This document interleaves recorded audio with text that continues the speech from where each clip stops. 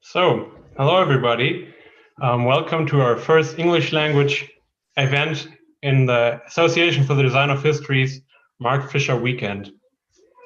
I'm very glad to be able to welcome Matt Colquhoun as tonight's speaker. And first, a few words about the Association for the Design of History before we start with today's program, or tonight's program rather. The Association for the Design of History is an accelerationist political group based in Germany currently, but we have members all over Europe, and we're very happy to welcome anybody, regardless of where they're living, to work with us. I'm going to post in a few minutes our website in the chat, and anybody who wants to check it out can, and we have a lot of interesting articles on recent issues, as well as very fundamental things. One especially interesting thing for people interested in planned economy is why a comrade of ours who recently earned his PhD from Professor Paul Cockshott in Scotland. I think this is very interesting, but in general, we deal a lot with opportunities for the left today and possibilities for a post-capitalist society. We're very happy if you check out our website or our Facebook. And I'm also very happy to welcome Pete Wolfendale, who will join us later in the discussion. In about 45 minutes, you'll have the opportunity to post questions in the chat, and we'll read them out on stream, and Matt will answer as he likes. So as you've seen, the topic is the philosophy of Salvagepunk. And with that, I'm very happy to give the word over to Matt. Matt Colquhoun is his name. Thanks very much. Yeah, thanks everyone for being here on a Saturday night. I guess when Sebastian first invited me to speak today on what was at the time a kind of a then undetermined aspect of the work of Mark Fisher, I was initially struck by the name, the Association for the Design of History, and I couldn't help but think about a talk that Mark gave at the Digital Bauhaus Summit in Weimar in 2016. It was a talk that was called Designer Communism. You can still find it on Vimeo. I don't think it's on YouTube. And it's clearly something of a precursor to what Mark wanted to call, would later call, acid communism. And it's interesting because Mark begins in quite typical self-deprecating fashion by saying, I don't know why I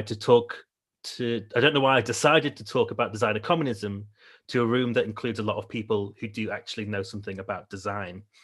And in approaching this talk, I initially maybe felt a similar way because I would hardly describe myself as design literate. But I'm actually also very excited to be here because whilst Mark may have felt like a philosopher in a room full of designers at that event, it's clear that the Association for the Design of History takes the issues that concerned Mark towards the end of his life very seriously. That is how to design a radical future into existence. Design shouldn't be about polishing the turd of the present. I think the CIA's recent makeover that went viral at the beginning of this month is probably a case in point. Design is always at its most uncanny when it's reduced to improving the user experience or the aesthetic qualities of presently monopolizing and dystopic platforms. In essence, design is or should be innately speculative.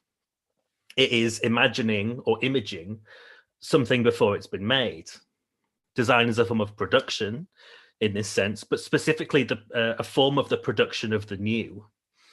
And design is of the utmost importance, I think, when considering the Association for the Design of History, because it's precisely the new that's been in crisis for many, many years. I'm sure this isn't actually anything I need to tell anybody here, whether you're design literate or not, but I think I want to start by saying the obvious up front and use it as a foundation, really, because the Association for the Design of History is also suggestive of a certain templexity. And it's that templexity that I want to sort of have in the background of my talk today. So let me put it like this. We typically understand history as being that which has already happened, which is debatable, I know, but let's kind of park the contentions for a minute. The question becomes, how do we design or even imagine ahead of time something that's already occurred? And so the ADH starts to sound like an attempt to take design back to the future. And that paradox isn't simply a fun play on words, but it's a great way of summarizing the strange position that we're in and have been in since at least the new millennium. Now, in recent months, this has been the focus of a lot of my research, leading on from the introduction I wrote for the recently released collection of Mark Fisher's final lectures on repeater books. And I'm developing it into a book of my own on accelerationism at the minute, or at least the history of accelerationism. History probably, again, warrants being in inverted commas. The central question for me is how have we so far in the 21st century dealt with the problem of the production of the new?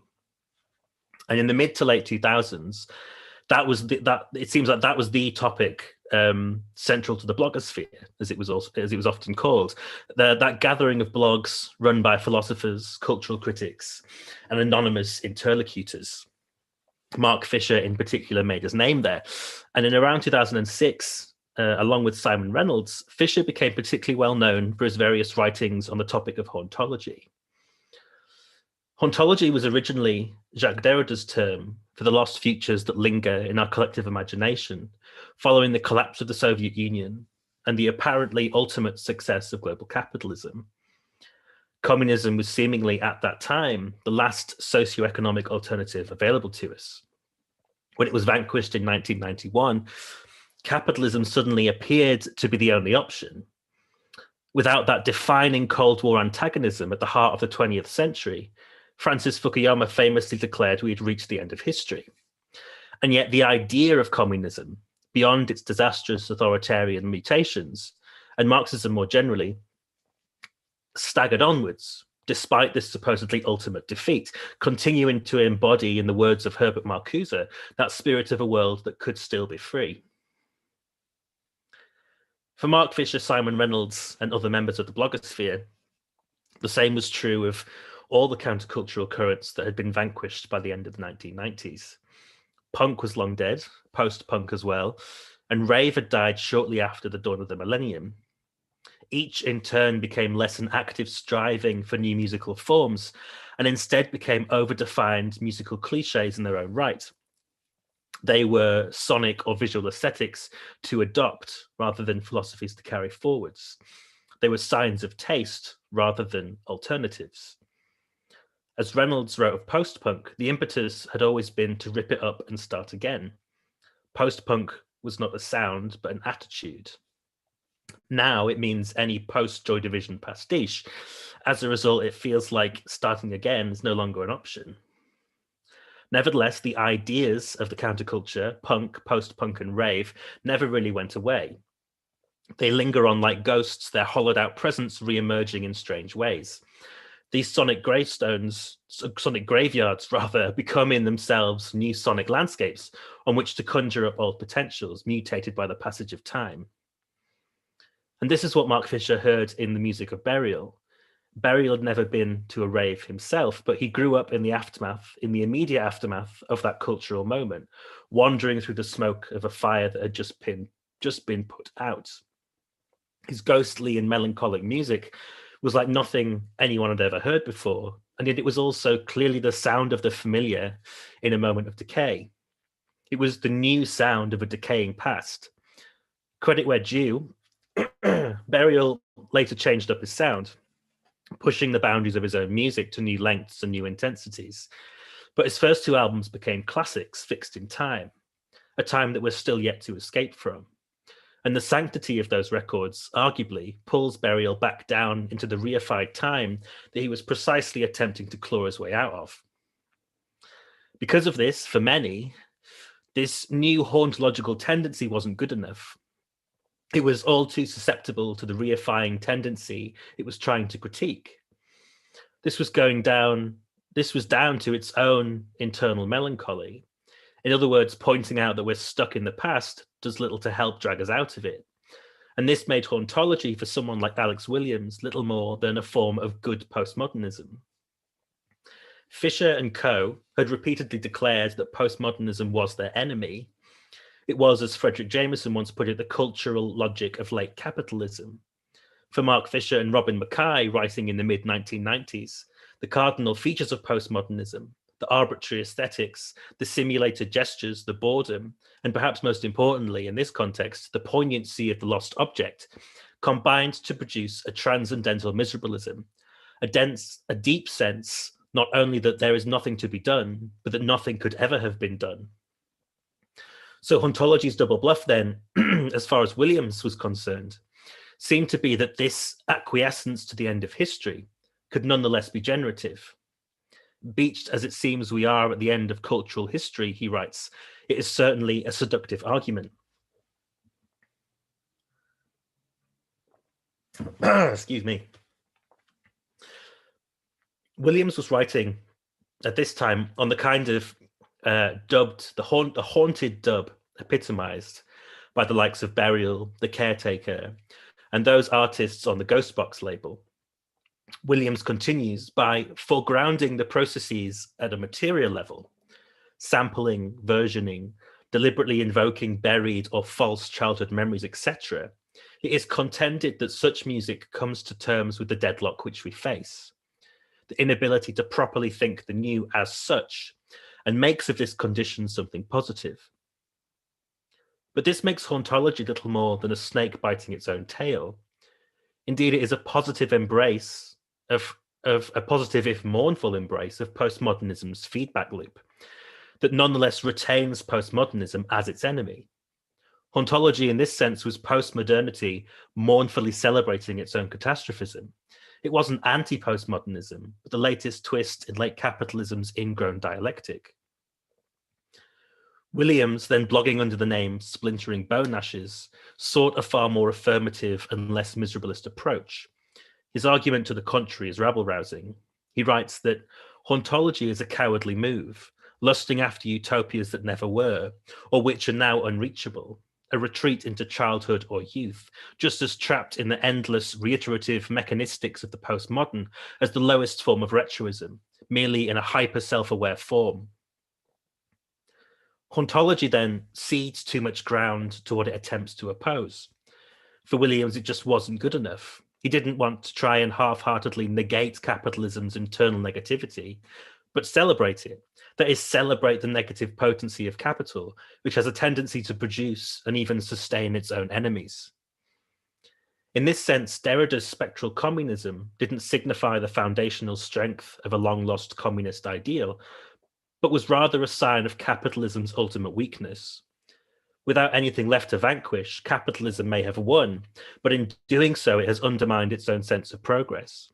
There is no sense of achievement in winning a one-horse race, and so capitalism cannot help but produce opposition to itself, only to then fold that opposition back into the fray, later producing even more enemies to once again absorb. It is this postmodern feedback loop that we're currently captured by, albeit now several circles down in its hellish late capitalist purgatory. And so Williams argued in favor of the intensification of this self-undermining tendency. We have to seize one of the opportunities that capitalism itself provides us with. We have to affirm capitalism's flawed production of the new to undermine capitalism from within. We have to intensify the capitalist production of anti-capitalism. So how exactly do we do this? Williams offers up a two-pronged alternative.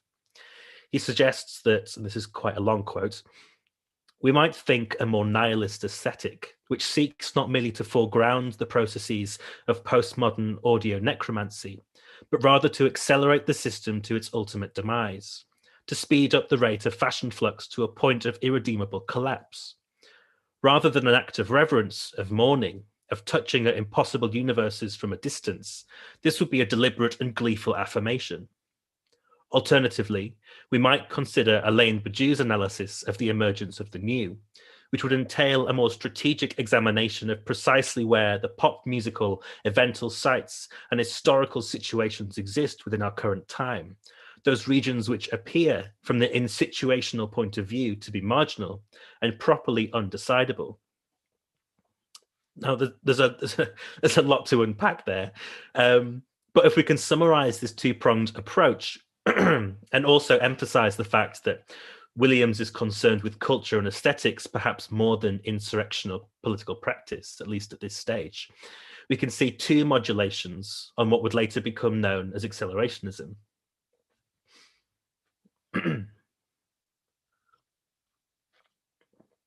Now, firstly, it's worth emphasizing Williams' focus on what he calls postmodern audio necromancy. The approach discussed here of intensifying systems until they collapse is perhaps similar to what William Burroughs and other literary postmodernists had long been advocating for in the 20th century. Using the master's tools to dismantle the master's house, as it were, a notoriously contentious argument, but one given a certain buoyancy considering the nature of capitalism's own feedback loop. For Burroughs, this was something to be achieved through writing. But writing is that ubiquitous tool used, as he says, to cause confusion, to create and aggravate conflicts, and to discredit opponents. Language itself is a virus, Burroughs suggests, and one which capitalism has long had control over. But Burroughs was, of course, himself a writer, embracing the fashion flux and innate instability of capitalism to lampoon and undermine it from within. This is arguably an approach best encapsulated by the work of Gilles Deleuze and Félix Guattari, an approach to the new that is all too aware of what has come before it, that slides between the unending dance of difference and repetition to bring about newly recombinant futures. The second approach that Williams offers up is more explicitly philosophical. He refers here to Alain Badiou's philosophy of the event. Much of Badiou's philosophy is concerned with how, philosophically and mathematically, rather than just aesthetically speaking, the new is generated. There are many ways of approaching this thought, and Badiou explores the new via various disciplines, often simultaneously. However, for many, and particularly those more familiar with the Deleuzian understanding of accelerationism, Badiou is little more than a heretic who dismisses Deleuze and Guattari out of hand as adherents to what he calls the fascism of the potato.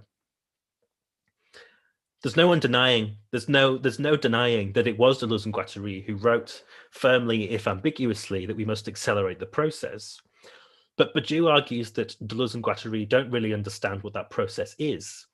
They're thinking of the dialectic as the antagonistic process that drives our contemporary status quo is apt, if impotent. All they are in favor of, Badiou argues, is an aesthete's acquiescence to the proliferating splendor of all rubbish. In many ways, this makes Deleuze and Guattari the philosophers of our postmodern cultural moment. Sitting at the end of history, history becomes a seemingly infinite sandbox of potentials to which we have a now unprecedented access. We can Google anything and find an inexhaustible reading list, allowing us to explore the complexities of any given moment. And we plunder these results and recombine them, like Burroughs' cut-ups at will. We can reach back and draw upon almost anything that has come before us. It's an empowering place to be that requires no real explosive sense of revolution. However, this becomes a problem when we understand that the means of accessing all of this information are nonetheless wholly captured by capitalism. There is little decision-making or strategy on display here. It is an acquiescence to capitalism's own desiring production. Now, for my sins, I've been reading a lot of Badiou throughout the pandemic, and I won't profess to have too much of a grasp on his philosophical oeuvre, but and probably for that reason, if I was to plant my flag anyway, it would still likely be on the side of Deleuze and Guattari. But rather than dismiss Badiou out of hand for his unorthodox and arguably heretical take on Deleuze, I've come to appreciate the generative power of his militancy. In reading Badiou, even or especially when you disagree with him, his provocations become sharpening stones for your own positions. This isn't always the case, but at his best, and whether he's right or wrong, he moves thought forwards. Most recently, I've been reading the English essay collection known as The Adventure of French Philosophy, which might just be the perfect example of how Badiou's thought operates in this way. Here we have his infamous essay on the potato fascism of Deleuze and Guattari, among other striking polemics that are unlikely to convince readers of his value. But Bruno Bostiel's translator's introduction frames Badiou's provocations in the right way. He writes of a series of what he calls constitutive polemical knots that give Purdue's philosophy its distinctive orientation, tonality, and feel. For Bostiles, one of Purdue's greatest virtues, which to others might seem like a defect, especially in his writing on other philosophers, lies in giving thought a decisive orientation by leading readers to the point where they must take a stand in one way or another.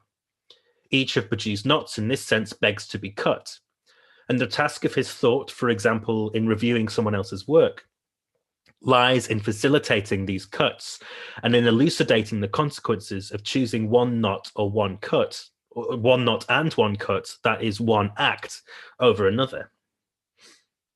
When I was reading this for the first time a week or two ago, it felt like Bostiles was describing Purdue's thoughts as having a certain fidelity to that innately post-punk maneuver that so inspired Mark Fisher. A strange way to frame Perdue, I know, but it made me think of Phil Christman's recent and poignant review essay of Mark Fisher's Post-Capitalist Desire lectures, which he wrote for Commonweal magazine, in which he writes in quite Purduean terms, come to think of it, of Fisher's fidelity to the event of post-punk.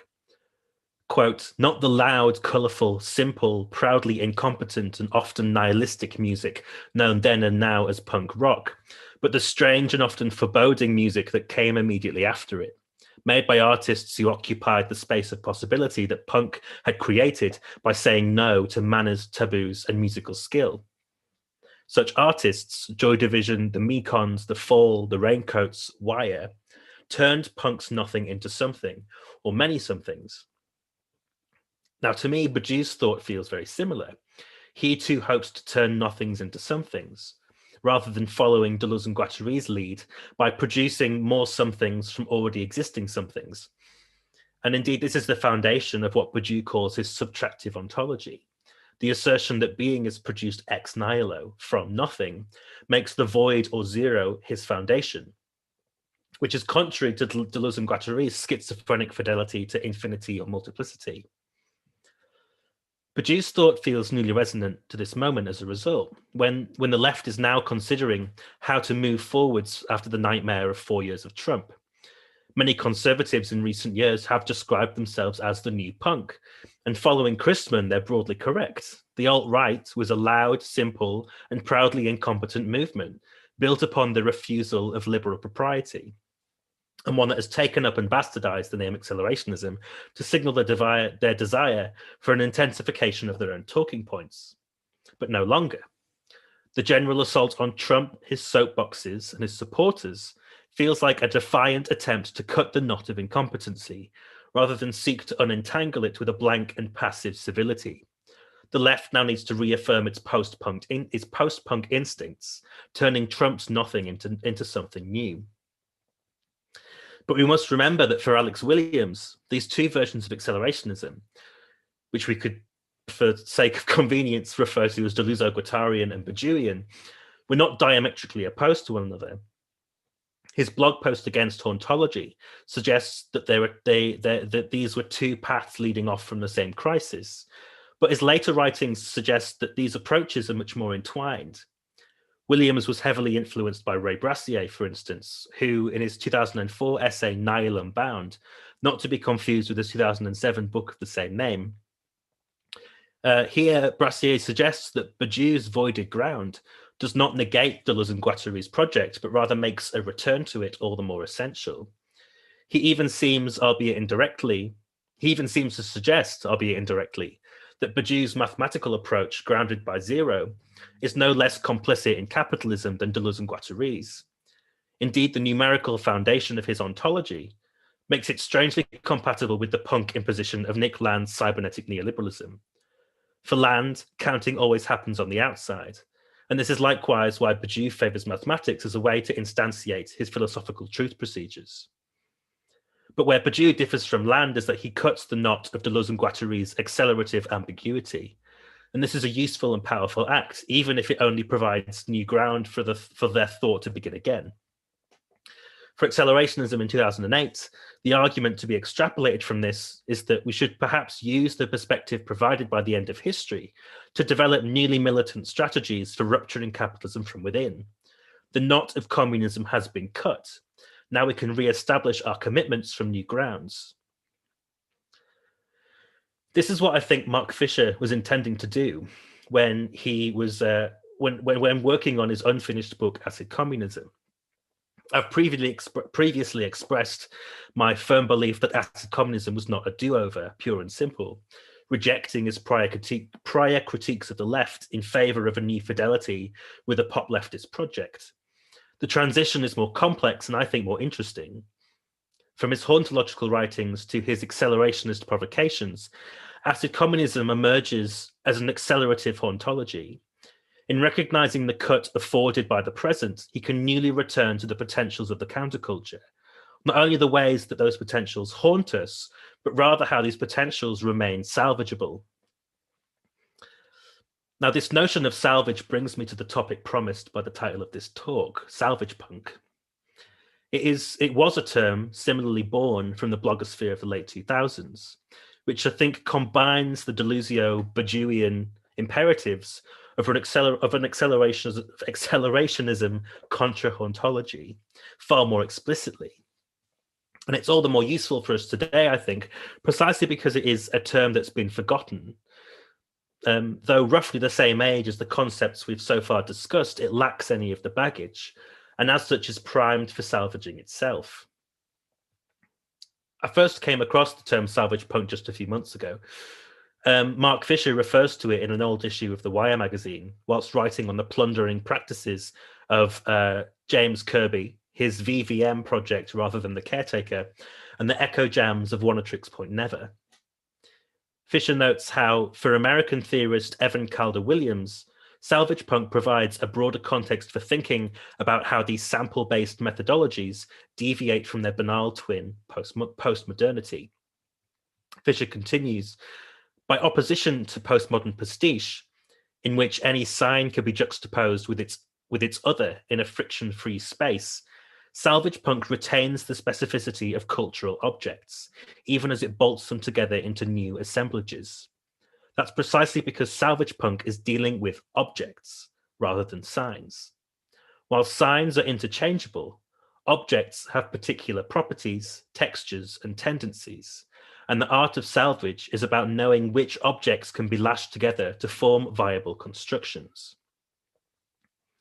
Salvagepunk then is a question of repurposing rather than simply citing, which sounds like a somewhat arbitrary distinction, but let us consider the far-right appropriation of accelerationism, which merely cites a lazy definition rather than engaging specifically with any of accelerationism's central contentions.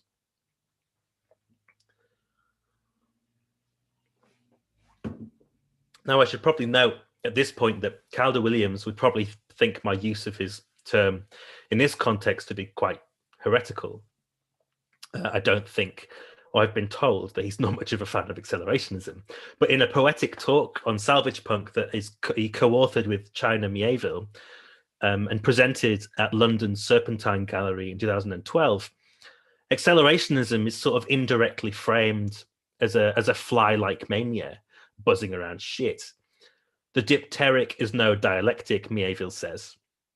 The fly, feeding on the refuse of the world, is not a Salvagepunk, but a fetid little shit-eater.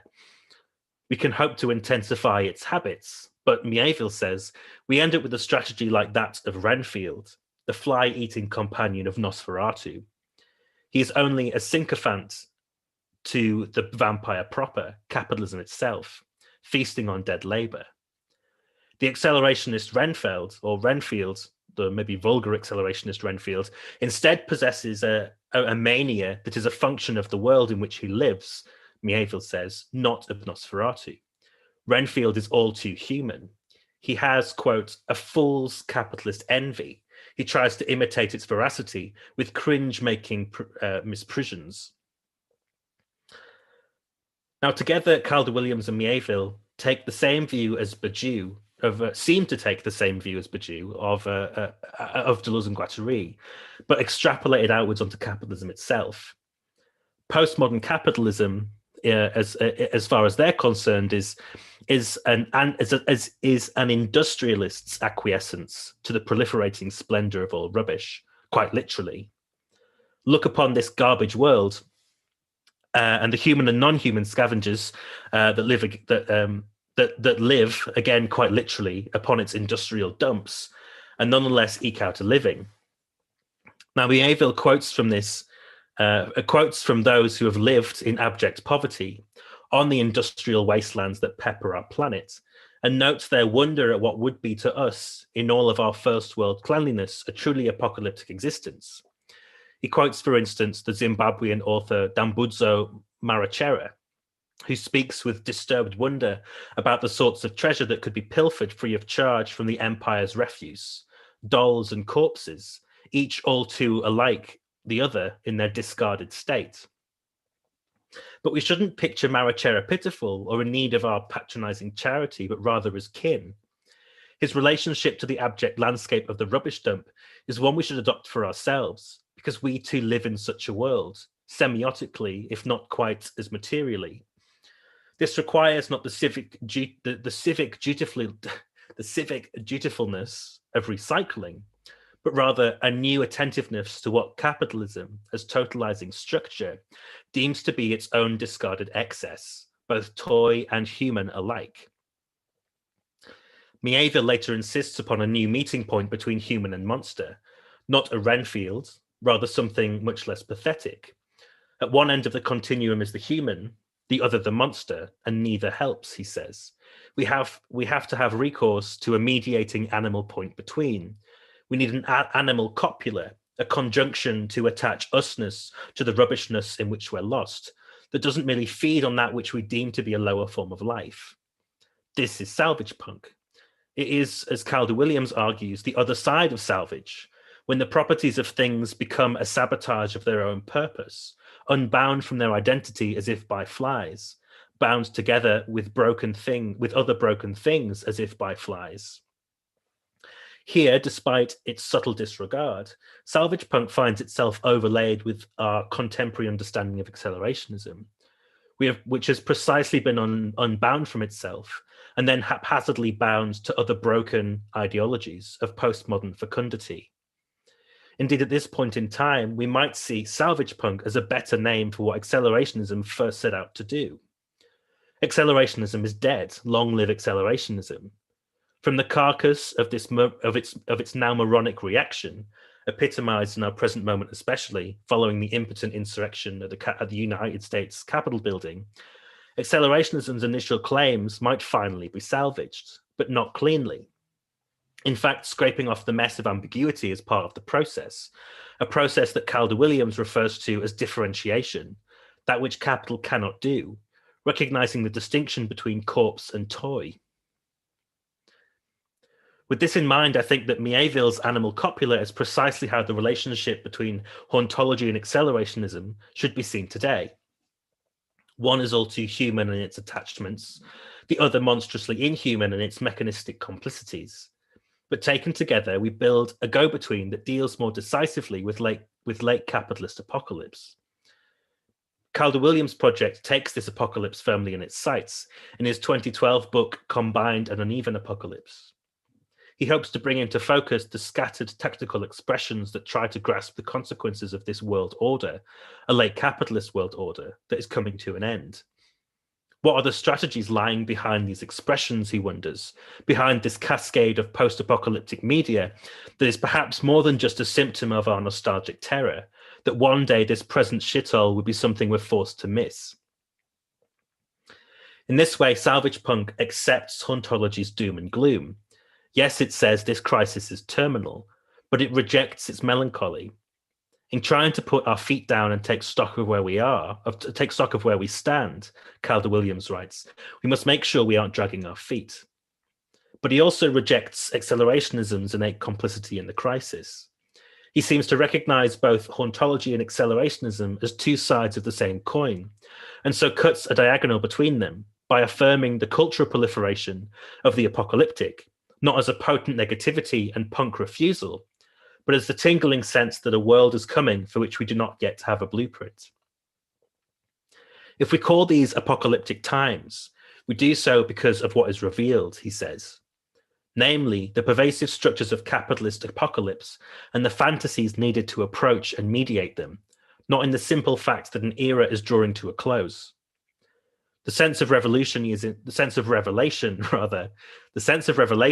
in pursuit of, he says, is the end of a totality. Here meaning not the sum of all things, but the ordering of those things in a particular historical shape.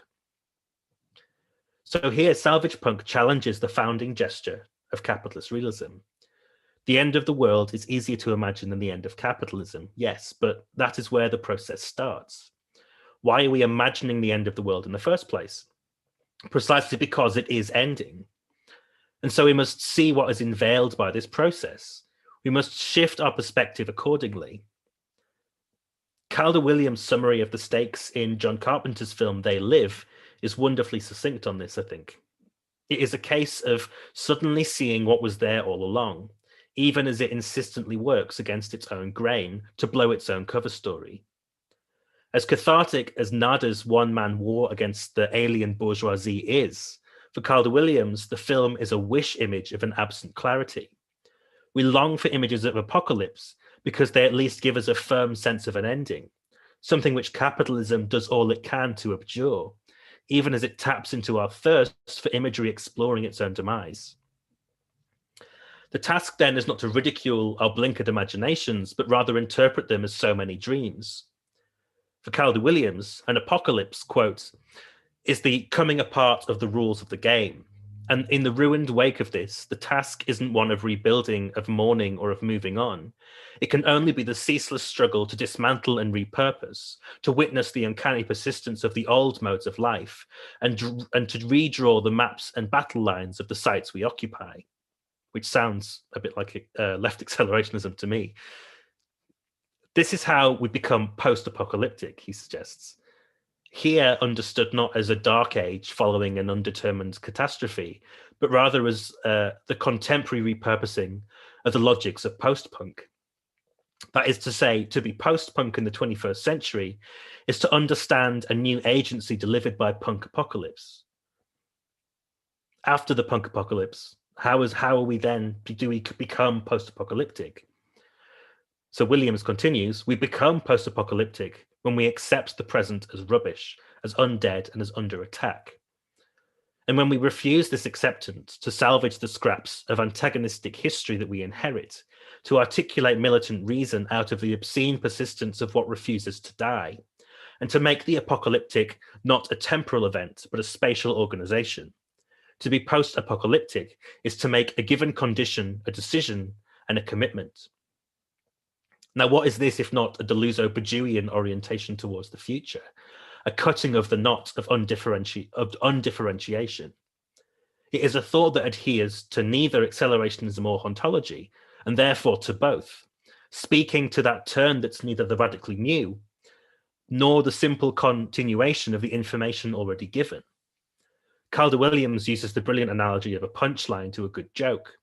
To be post-punk, to be post-apocalyptic, is to utter, quote, the groan of realization, when the punchline reveals a subcurrent already present from the start, something dirtier, meaner, or more joyous.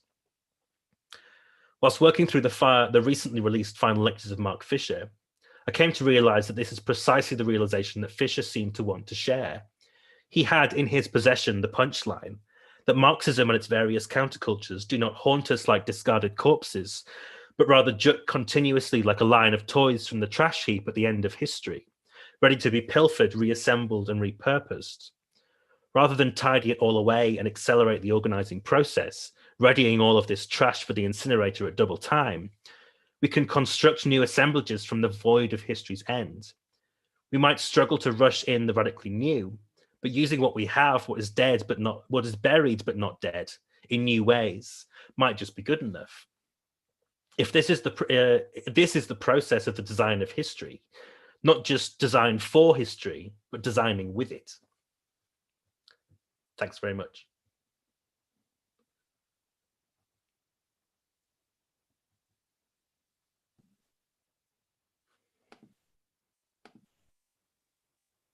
Hello, can one give me a second? Can one see me? Oh God, I have the live stream up, but I don't. Okay, it should be focused on me now. Okay, Matt, Thank you very much for that talk. And we already post in the chat that people on YouTube are very free to post questions in the chat. I'm going to curate some of them, and we're going to post them to you. But for now, we have a little bit of time where I would like to invite Pete to discuss Matt's talk a little bit. And yeah, I would simply say right now, Pete, yeah, go on. Okay, thanks. I really enjoyed that talk. I really, really enjoyed it. Thank you. And I thought all of the points, interestingly, I think all of the points of references, all the points of reference are things I have been thinking about. Sort of one disclaimer is, like, I'm not a scholar of Marx's work. I'm someone who read some of it and had discussions with him, and those discussions and that work has kind of haunted me for the rest of, it's always been there clicking on in the background, trying to figure out how to resolve it.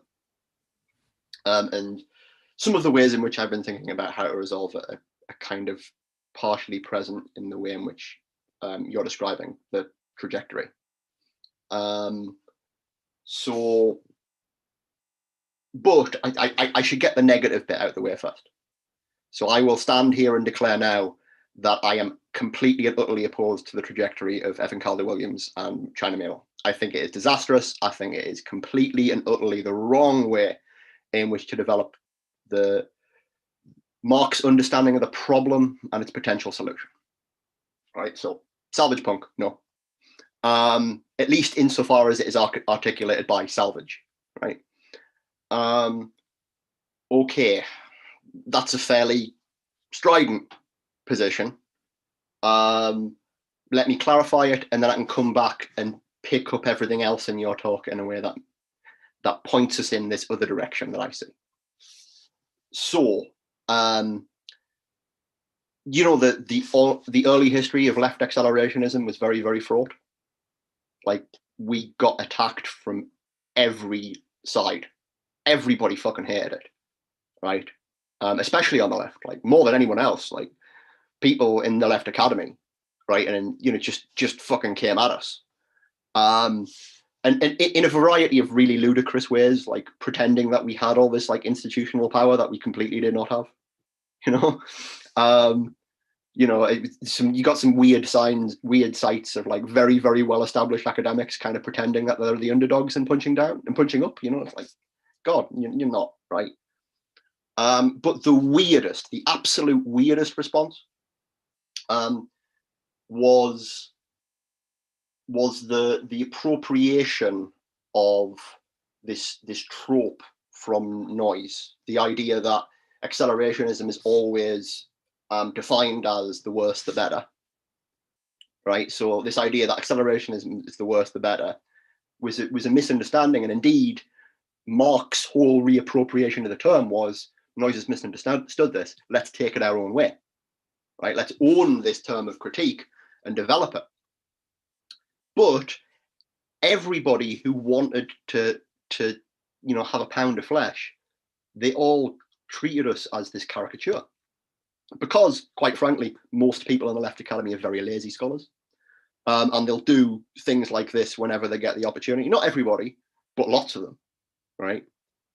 And the real absurdity was being attacked in this way by apocalyptic Marxists who literally believe the thing that we're being accused of believing, right? And let me elaborate on them literally believing this thing, right? If you want to trace back the way in which they're taking accelerationism, really, you don't go to Marx, right? If you go to the Accelerate Reader, there's a very good story about how Marx is a precursor, and Alex and Nick's work is very clearly sort of Marxist in this tradition, right? But it's not apocalyptic, right? Who should you go to then? Really, you should go to Nietzsche, which is who Deleuze and Guattari are referencing when they're talking about accelerating the process.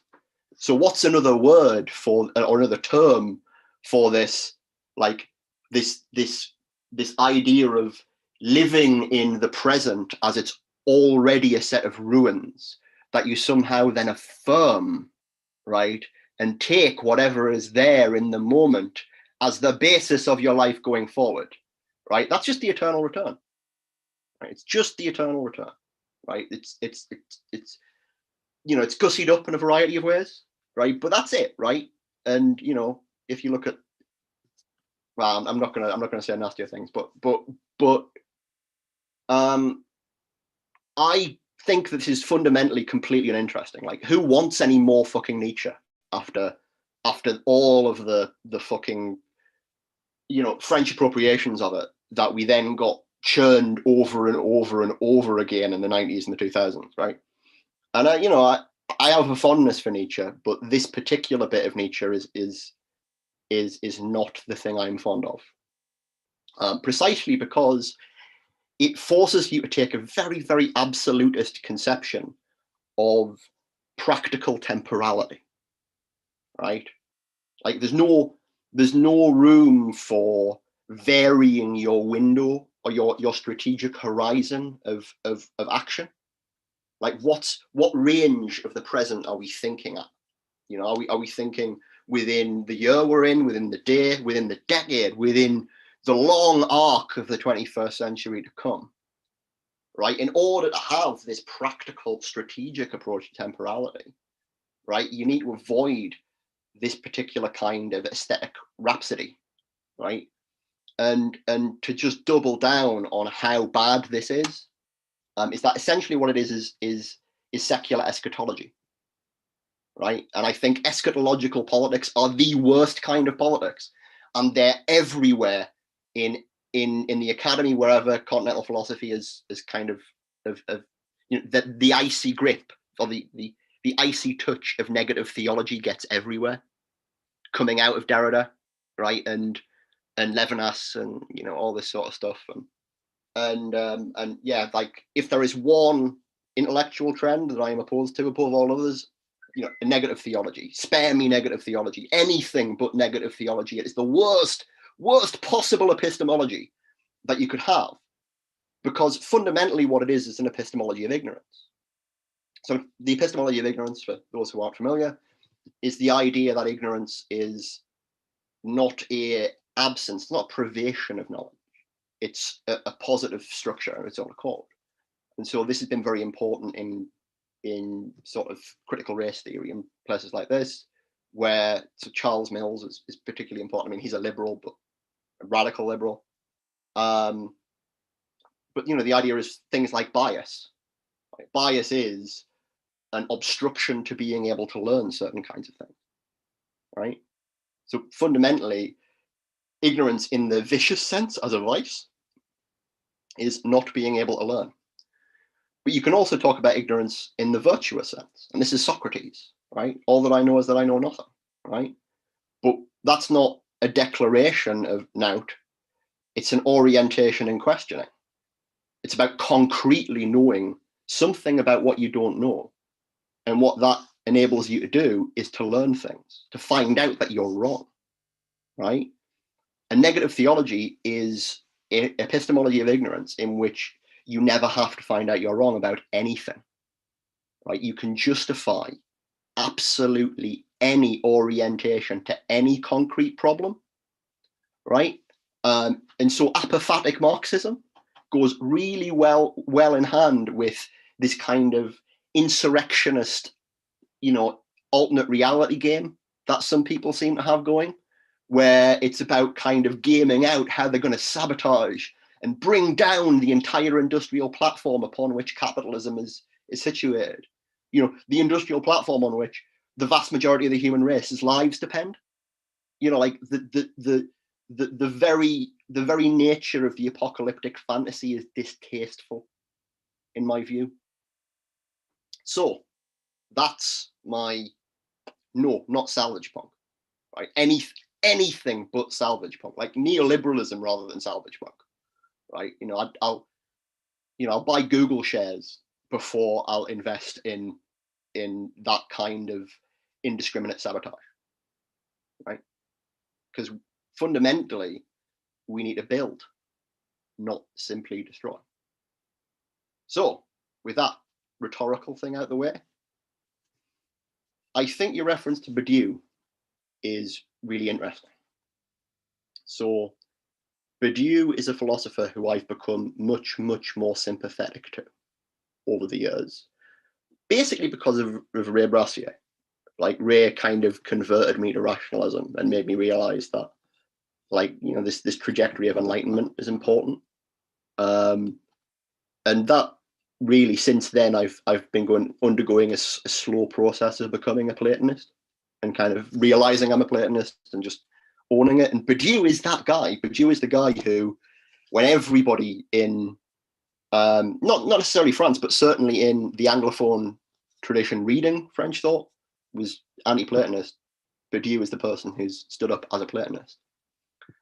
But a way of understanding Perdue contribution in a way that maybe lets you fit it into the Deleuzean picture of the world is to say that Perdue is the moment where the Platonic tradition and the Confucian tradition connect through his Maoism. And the interesting thing about the Confucian tradition as opposed to the Platonic tradition is it has a completely different conception of political time. So in Plato, it's all about this like cycles of decline and degeneration on a cosmic level. Time is cosmic, right? Whereas for the Confucian tradition and the Chinese tradition more generally, right, which is older than the Platonic one, they have this notion of the mandate of heaven. So this idea that, you know, a dynasty comes in and it sorts everything out. It establishes order, takes over the bureaucracy, which is very easy because the bureaucracy is designed to be taken over, and then conditions will worsen. There'll be a kind of decline as the tradition comes into decadence, and then they'll lose the mandate of heaven, and another group will come in and take over, and the cycle starts again. And what's this? This is the event, right? But it's the event understood in terms of Badiou's theory of evil, where his conception of evil is precisely the degeneration of those concrete mechanisms that enable the articulation of agency and commitment, right? So it's the thing that creates weakness of the will, both individually and collectively. So the point where the powers that be have become addicted to their own exercise of power in a way that prevents anything from being actually solved, that's the moment when there has to be this new commitment to a new trajectory. And that's, if you think about it, a way of connecting the Deleuze-Guattarian story about deterritorialization and reterritorialization to the time of the Perdeuian event. And I think that's the better way of thinking about it. And that's really about opportunism. So from my view, left accelerationism is about opportunism. It's about strategy and having a strategic view that can look, for instance, at the end of the 21st century and say, okay, how do we think about harnessing and steering these various different tendencies we're stuck in the middle of? So that's my sort of very strong negative and then cautious positive. And there's more I could say, but I should probably sort of stop there and let you respond, and then we'll get questions and maybe other things will come up. Is that okay? That's brilliant. I would like to Yes, sorry. Yeah, I would like to insert like one or two comments from the chat because I think they relate very much to Matt can pick them up. And it was about your critique, Pete, of the notion of Salvagepunk and what was said in it. And I don't know if that completely related to Salvagepunk or only to this negative theology and these apocalyptic eschatological narratives. the question, okay, of the relation between like the notion of salvage punk and merely destroying rather than this idea of repurposing. Yeah, maybe that can be integrated into Matt's. A very simple thing is just very simple response would be like solar punk as a hauntological idea, and it's not even a hauntological idea because it's an attempt to articulate a future we haven't seen yet, right? Ish, like that's perfectly fine, right? Solar punk has a kind of positive component.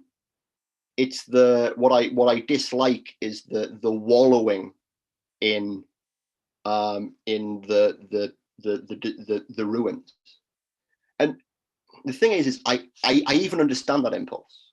So sometimes I will describe myself having been kind of intellectually raised at Warwick, but in the post CCRU time, like sometimes I'll describe myself as having grown up in the irradiated ruins of Nick Land's former empire, you know, where it was all about continental philosophy, respectability politics. You know, as much as I love a lot of the people who taught me, there was this like anything but going back to the CCRU because that was terrifying. And so, you know, I understand this. And, you know, I'm from Sunderland. I'm from a mining village. Like, you know, I've grown up in the ruins of the working class culture, like the whole like economic and cultural configuration that basically was just destroyed at the moment I was born. And so I appreciate this idea of reorienting our perceptions to the broken bits of the past. But that reorientation again has to have this temporal scale, right? So I want to go back and go, wait a minute, what about the 20s? Like, how do we relate ourselves to the counterculture of the 20s or to the counterculture of the 60s and the early 70s, right? And this is what I think Mark was doing at the end in the acid communism stuff. It was like actually going back to and thinking about the counterculture that failed and whose failure brought about the liberal compact that is capitalist realism, right? And that I'm completely for. I'm like absolutely 100% behind that. But the aesthetics of the destruction of industrial capitalism and the platform upon which like the drugs that I need to survive in my life get produced, for instance, like, you know, like the 60s counterculture understood the importance of experimental pharmacology, right? Which is part of an extension of the industrial base rather than this, you know, anyway, that's that makes sense. Yeah, Matt, your turn. Yes. I started making notes while you were talking. I'm really glad that I did because there was so much in there that I thought was great. And I guess there's a couple of. I'm wondering where to start. Maybe it's interesting to sort of say that I think I share that on the personal level. Maybe that sense of stalking the ruins. I actually really. I share that strange. I mean, both my parents are also from Sunderland, but they moved to Hull just before I was born. Between the two, Sunderland and Hull, it's a pretty. I mean, it's you've got the gambit of 20th century sort of post-industrial misery. Well, I came from Sunderland and went to university in Coventry. So, you know, but carry on. Sorry. Yeah, but I guess it's like it's partly that that sort of cultural understanding, but then also I'm very aware that I'm a child of New Labour. That was kind of like that sense of newness in that context being this utter. I guess maybe it's partly that complexity, understanding the new in that sense, which I guess then is partly what I find so interesting about Mark's writing and even this moment within the blogosphere where like capitalist realism being that challenge to a question about newness that is in a way thrown at the legacy of New Labour. But I guess that that's kind of by the by. One thing that I'm curious about in your in your critique of Salvagepunk, because I wonder if that maybe, I mean, I think I broadly agree with you, but I wonder if it's maybe a case of how Carl Williams is kind of using these different, the terminologies. There's, I mean, there was a tendency at one point where the end of my talk was going to start becoming just a series of long quotes from Calder Williams, but it's always a challenge. But there's this sense that I end up cutting out that maybe could have been emphasized, where he really goes for the point that apocalypse being understood, maybe not necessarily in a theological sense, but as an unveiling, which resonated with me because it's kind of in doing the sort of backwards, the backwards spelunking of a reading of Deleuze and Guattari by going through their footnotes and finding the sort of tangential importance for them of both Nietzsche and D.H. Lawrence, of all people. And D.H. Lawrence's book on called Apocalypse, whilst I don't really agree with his argument, but I find it interesting where he also kind of emphasizes that take that apocalypse is an unveiling. And I wonder if that's precisely, if that actually does resonate with what you're saying, right? That not what is being unveiled is previous errors. What's made possible by that unveiling is a chance to renew commitments and to change your thinking. And maybe, I mean, that's would be my generous way of reading it, but maybe it's a case that the term itself is kind of has a bit too much baggage. Well, there's something interesting there. I mean, it has huge amounts of baggage, but like so many terms, like communism, right? Like if you pretend that the term communism doesn't have baggage, right? Like, and this is one of the other frustrating things about accelerationism is like, people would be like, oh, how can you possibly use that term anymore? It's been smeared by association with like Nick Land and neo-reaction and you know shooters who've included it in the manifesto. And I'm just like, guys, like you guys are fine with people reclaiming the term communism, right? And like I'm happy for you to do that too, but like you can't have this double standard, right? Like you know, your conception of intellectual cleanliness is inconsistent. Where was I going with that? But okay, here's what I'd say. The way apocalypse is connected to political eschatology is that it becomes a terminal unveiling, right? Right. And the terminal unveiling is negative theological because precisely what becomes after it cannot be conceived, right? And my sort of deeper critique of political eschatology and the various ways it's being articulated, because there are various forms of this, like it's there in sort of Tikhon style insurrectionism, it's there in communization theory, right? To some extent, it's there in Afro-pessimism and the way it gets appropriated by a variety of often white academics to attack other white academics. What you have is this like completely negative relationship to the future. And what that does is deactivate strategy. There can be no strategic relation to that which comes after the horizon of terminal unveiling. All there can be is political ritual. You keep performing certain political rituals, and then and hopefully that's a symbolic connection to this future. And there's sort of two other interesting philosophical relationships here. So one, this whole logic is Meillassoux logic, right? Except Meillassoux, it's explicitly atheological, right? Meillassoux explicitly articulates this as a kind of fictional rediscovery of Christian theology, right? In which ethics can only ever be a symbolic action in the present, right? Which is related to the world of justice in the future, which may never be, but always could be, right? But which is perfect and ideal and bears no practical relation to strategic thought in the present. This logic is shared across all of these different ways of looking at things. The second thing to say is, this is the logic of capitalist realism. The reason these kinds of positions turn up, these kinds of inverted pessimism, where they try and find some solace in the wallowing in the pessimistic, right? They're coping mechanisms for dealing with capitalist realism. They're coping mechanisms, right?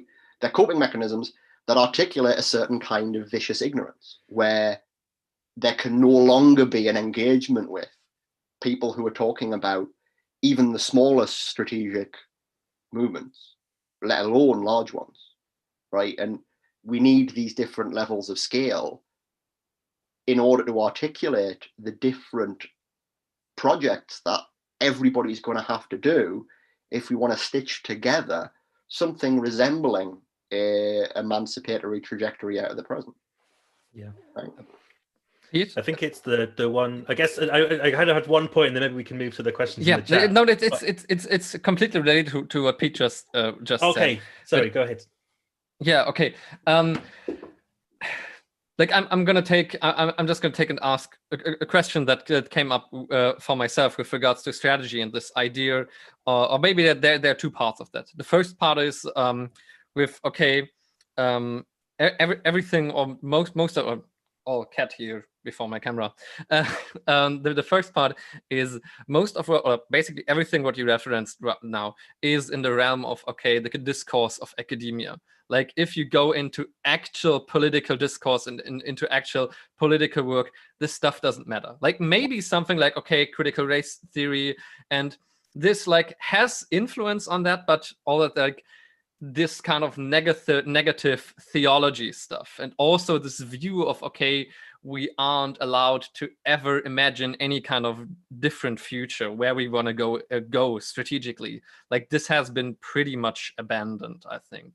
Maybe that was something that came with that was more in like the 2010s with like Occupy and stuff, but this isn't really dominant anymore.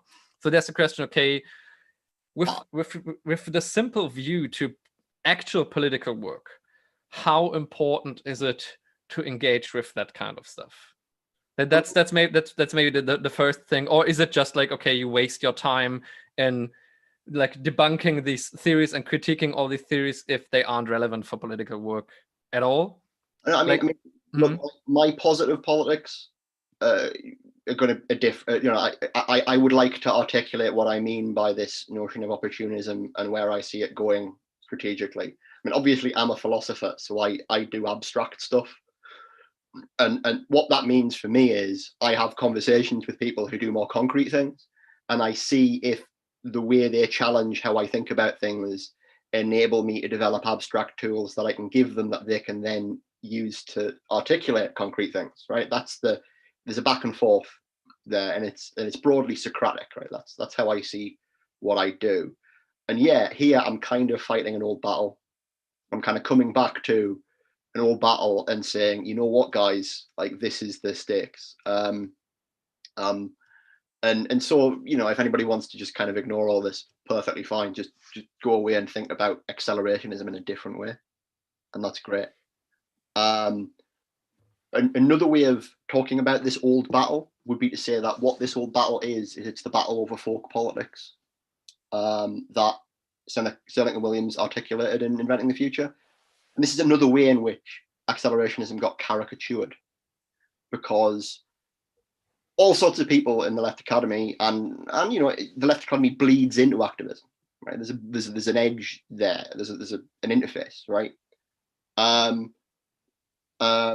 sorts of people turn around and basically said, you're critiquing the people on the ground doing the important stuff, like protesting hospitals being closed. And no, it was never a critique of those people, right? It was a critique of the academics who were trying to feed these people bad abstractions, right? And those bad abstractions sold themselves as being hyperbolically concrete, right? Like all of the worst aspects of like horizontalism and localism that were enmeshed with like Derrida and like weird bits of 90s post-structuralism and all that stuff, post-anarchism, etc., right? It was all about rejecting the abstract, rejecting thinking at the meso scale, not simply thinking at the global scale, right? And go back and read their chapter on it in the book. It's very clear if you go back and look at it. It's an internal war within the academy, right? And it's almost better if everybody just gets on without thinking about that war. But if people come to me as a philosopher and say, Pete, what tools have you got? And wait a minute, these people have said you don't have those tools. Well, allow me to refight this whole battle. But I would kind of rather get past it.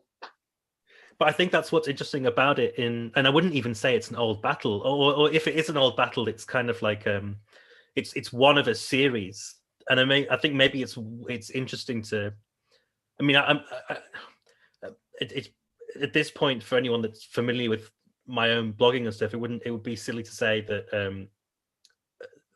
I have a new interest in accelerationism, but I do feel like my interest, and maybe other people's interest, has been renewed to an extent, precisely by what's going on culturally. So not only to say that these are sort of maybe semantic battles, or battles over poor abstractions and from the academy, but I think maybe it's how these things do trickle down, right? The fact that what I find so interesting is that that accelerationism was the subject of a long read in The Guardian in 2017, and just 2 years later, it's now this byword for people are using it to describe the capital insurrectionists, which I feel like in a way, though it's not it's I wouldn't say it's gone mainstream, but it's fairly close. But at least in terms of its being on the periphery of things. But I guess what I'm trying to say is that understanding that trajectory of how this thing emerged in that initial moment from a relatively small blogosphere to become this football that's now relevant to so many different conversations, I think it's precisely useful and interesting to sort of consider it in microcosm, and how you can sort of see how, say, the ways that Jordan Peterson talks about postmodernism, the way that the word postmodern has kind of been through the ringer, and kind of become this byword, as if to say you're sort of you're like one level deeper into knowing what fake news is. You go from fake news to postmodernism, and that's kind of like some sort of signal that you're a bit more familiar with what's going on. But actually, better understanding what's happened to that word, to that kind of philosophical, but also cultural, literary, I guess, genre or process or whatever else. I think maybe in that sense, understanding this old battle, is possibly offers us some if not, I don't know, hints or ways of developing strategies to fighting off this kind of this irrationalism, I guess, that we're so bogged down with in the present. Yeah, I mean, just to say quickly, I'm not going to legislate any other old battles unless I get asked. I'm going to cut myself off there, and we'll just talk about other things. Unless you've got a specific question, right? I'm going to be good. But I mean, look, I've been talking about epistemology of ignorance and epistemology, and like one key thing is, I'm a fallibilist. I think that knowledge is fundamentally about failure and the way it compounds itself, right? So, like, allow me to give you my failures in such a way that you can inherit them and take them further and fail in additional ways, and and that's how the process goes. Like we made a bunch of mistakes. Maybe you guys can not make the same ones, and that would be really lovely. That would be great. Like, that's the best gift that anyone who was around in the blogosphere 10 years ago can give anybody. I think it's a great one, and it's one I think I guess that's part of the problem, that people don't necessarily aren't as aware of how much is there to be sort of gone through, and it's quite an intimidating task, I think, to go through a lot of our blogosphere stuff. But I think I think keeping that baton in mind is always necessary, because yeah, again, I think this is how we maybe started this before we went live, and I don't want to make to put you on the elder pedestal, because you're not that much older than me, probably in the grand scheme of things. But I think it's I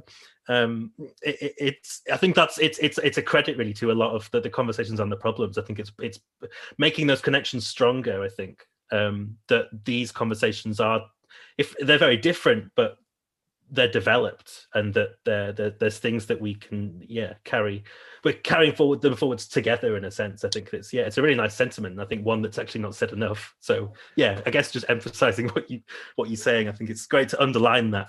Well, just to say something politically positive very briefly, like intergenerational solidarity is the key problem of the present. Yeah, sure. The key problem. And so, solidarity, guys, solidarity to all of you and anybody else watching.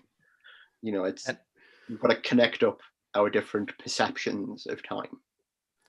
And for that kind of solidarity, we're now going to some audience questions from the chat. And yes, maybe I would like you to keep your, either maybe not every time both of you have to answer just on your interest, and maybe have something very strong to say, then say it. If not, maybe not, so we get through some questions. And I'm going to get my charger, so I cannot speak for ages. And okay, okay. I think there's an interesting one that has been occupying me also. Is okay now Peter's gone. Okay. I think that's something maybe to that one is, I think, directly to you, Matt. Do you identify as unconditional accelerationists? And what are your thoughts on Schoeneck and Williams' abandonment of the term of accelerationism in inventing the future? I mean, I think their abandonment of the term is just a sign of how it was already bogged down in certain unhelpful arguments. And I feel like, as far as identifying as an unconditional accelerationist, I don't think I think the whole point of unconditional accelerationism is not to do that. As if to say that if there was any sort of disagreement I don't think there was any necessarily a quarrel with what left accelerationism was, but I guess it was that then seemed to necessitate a right accelerationism, and then we just had this kind of a binary war. And if anything, I feel like unconditional accelerationism was just an attempt to get back to considering the process, how it's changed, and what responses that we can have, which don't necessarily, that aren't beholden to certain party political lines, that are kind of all not because they don't matter, but because they're precisely in a state of flux. And there's a point that I think, I think it's that accelerationism was unconditional precisely because we didn't want to place accelerationism under condition. And that was just in I guess, following on from the main thrust of the talk, it was an attempt to just begin from the ground of the present, not just neglect everything that had happened before, but at least try and put to bed some of those old arguments and battles, and at least see, where we are now. And do that by not dragging our feet, by returning to the whole left right. I mean, not to, because I think it's a valuable. I was going to say the left and right pissing contest, which I think is definitely how it became on Twitter. I actually think that a lot of what's been that is known as left accelerationism is really valuable, and that's precisely totally personally reading a lot of that this year. But it's how that ambiguation became just wholly unhelpful for actually talking about those central concerns that haven't gone away. So I guess long answer is I don't identify as an unconditional accelerationist. I identify with the I'm trying to remember my own phrases for my own talk, but the apocalypse. The apocalypse of accelerationism, the unveiling of what was left in there. Briefly on that, because this is another interesting point for sort of intergenerational understanding. So I mean, what I'll say is a sense in which the term accelerationism became unhelpful for left accelerationists, right? Like, and Nick and Alex, they just got rid of it from inventing the future completely, and because again, the reason I sort of talk about or was trying to sort of relitigate certain old battles is because there was this genuine blockage where just stuff couldn't be done in public with this term, or at least it was very hard to do it, and so there were disagreements about how it could be done. And into that void, sort of unconditional accelerationism turned up, and a kind of CCRU revival. So people who sort of went back from Marx's work into the earlier CCRU and the land convergence, and I think you're right. There's something really helpful about that. But I will also admit to of not really of understanding it at the time. I've kind of kept clinging to this left accelerationist term, and the one worry I had with it is that the early CCRU work is, and Land's early work is very explicitly fatalist, in this kind of just go with the flow, right? Go with the process itself is accelerating, right? You've got there's nothing you can do about it. All you can do is choose how you relate to it, and this creates a certain sublimation of politics into aesthetics. And since then, I've become more sensitive and more willing to think about politics in aesthetic terms, but I still always worry that unconditionality is an excuse to abandon politics for aesthetics. So that's a thing I kind of bear in mind as we go on. A short note on that, and on this, and on early land, and in general, this idea of, okay, the process, whatever that may mean, is accelerating. A few months ago, we had with one of our members, Dennis Gramer, an interesting discussion with the Endnotes member Rob Lucas about the idea of, okay, the notion of totality and question of the relation between capitalism and technology. And maybe someone can. It was hosted by the New Center for Research and Practice, and I moderated that that conversation too. Maybe someone can post it in the chat, but that would be like in the content very interesting. And another question would be that I think personally is very, very interesting. Is about the relation of, okay, these terms like Prometheanism and accelerationism, and in terms of, okay, rationality against desire, or the relation between rationality and desire, because there seems to be this weird linkage in emancipation, and okay, it should be somehow a rationalist enterprise, but at the same time it's also some kind of liberation of desire, because we desire emancipation. Why should we, like, it isn't something that's purely like moral or our duty to emancipate ourselves. And how do you see the relation between these, like, desire and rationality in Prometheanism, accelerationism? Yeah, how do you see the relation between these two terms? Maybe in the with focus of the term of emancipation. Yeah. So to give a little bit of history, which I think is relevant here now, but I never really sort of saw it as being history as it happened. And I organized this summer school, Emancipation as Navigation, in Berlin at the HKW in 2014. It was just before my book came out, and that was, I think, one of those incredible moments where basically it was originally Rez's project. He handed it over to me, and I basically just had the money to invite whoever I wanted. So I invited as many interesting people as I thought there were. You know, where there was kind of overlaps, but there wasn't a party line, and there wasn't a conception of what it was supposed to be that we were supposed to be getting out of it.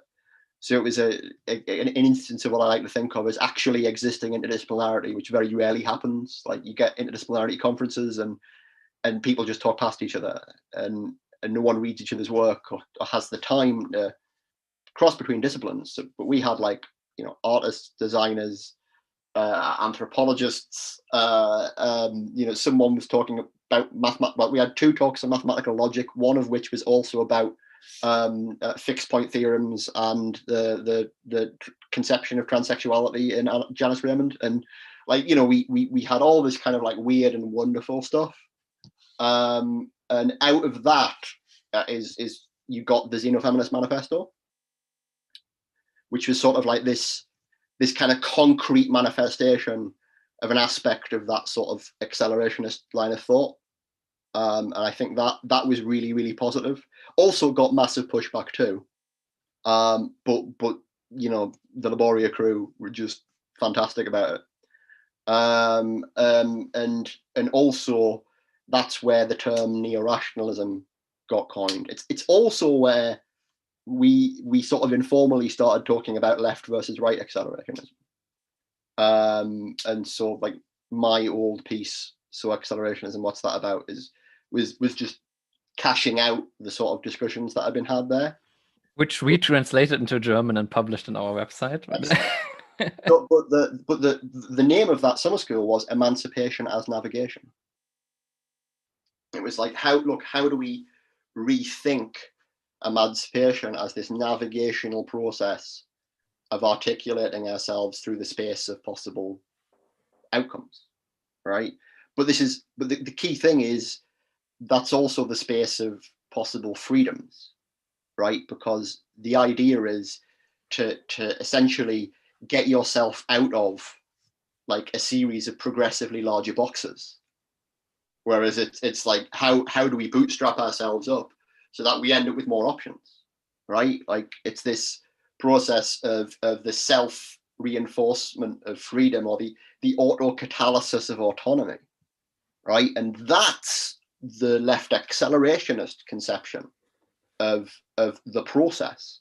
The process is, and this is very German idealist, right? It's like the self-development of freedom, but it's the self-development of freedom not conceived in terms of a teleological move towards an end point. It's a kind of sort of strategic conception of, look, we're here where we are now. How do we get out of this box? What are the ways out? What are the, like, these are the various tendencies within the place we're in.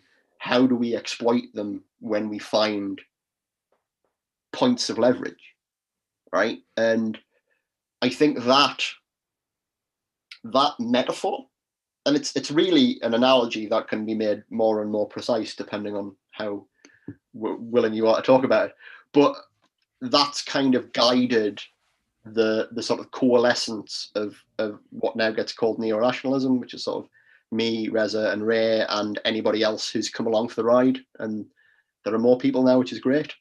And that's also formed a kind of conceptual basis for re-articulating forms of Prometheanism, of which left accelerationism is one, xenofeminism is another.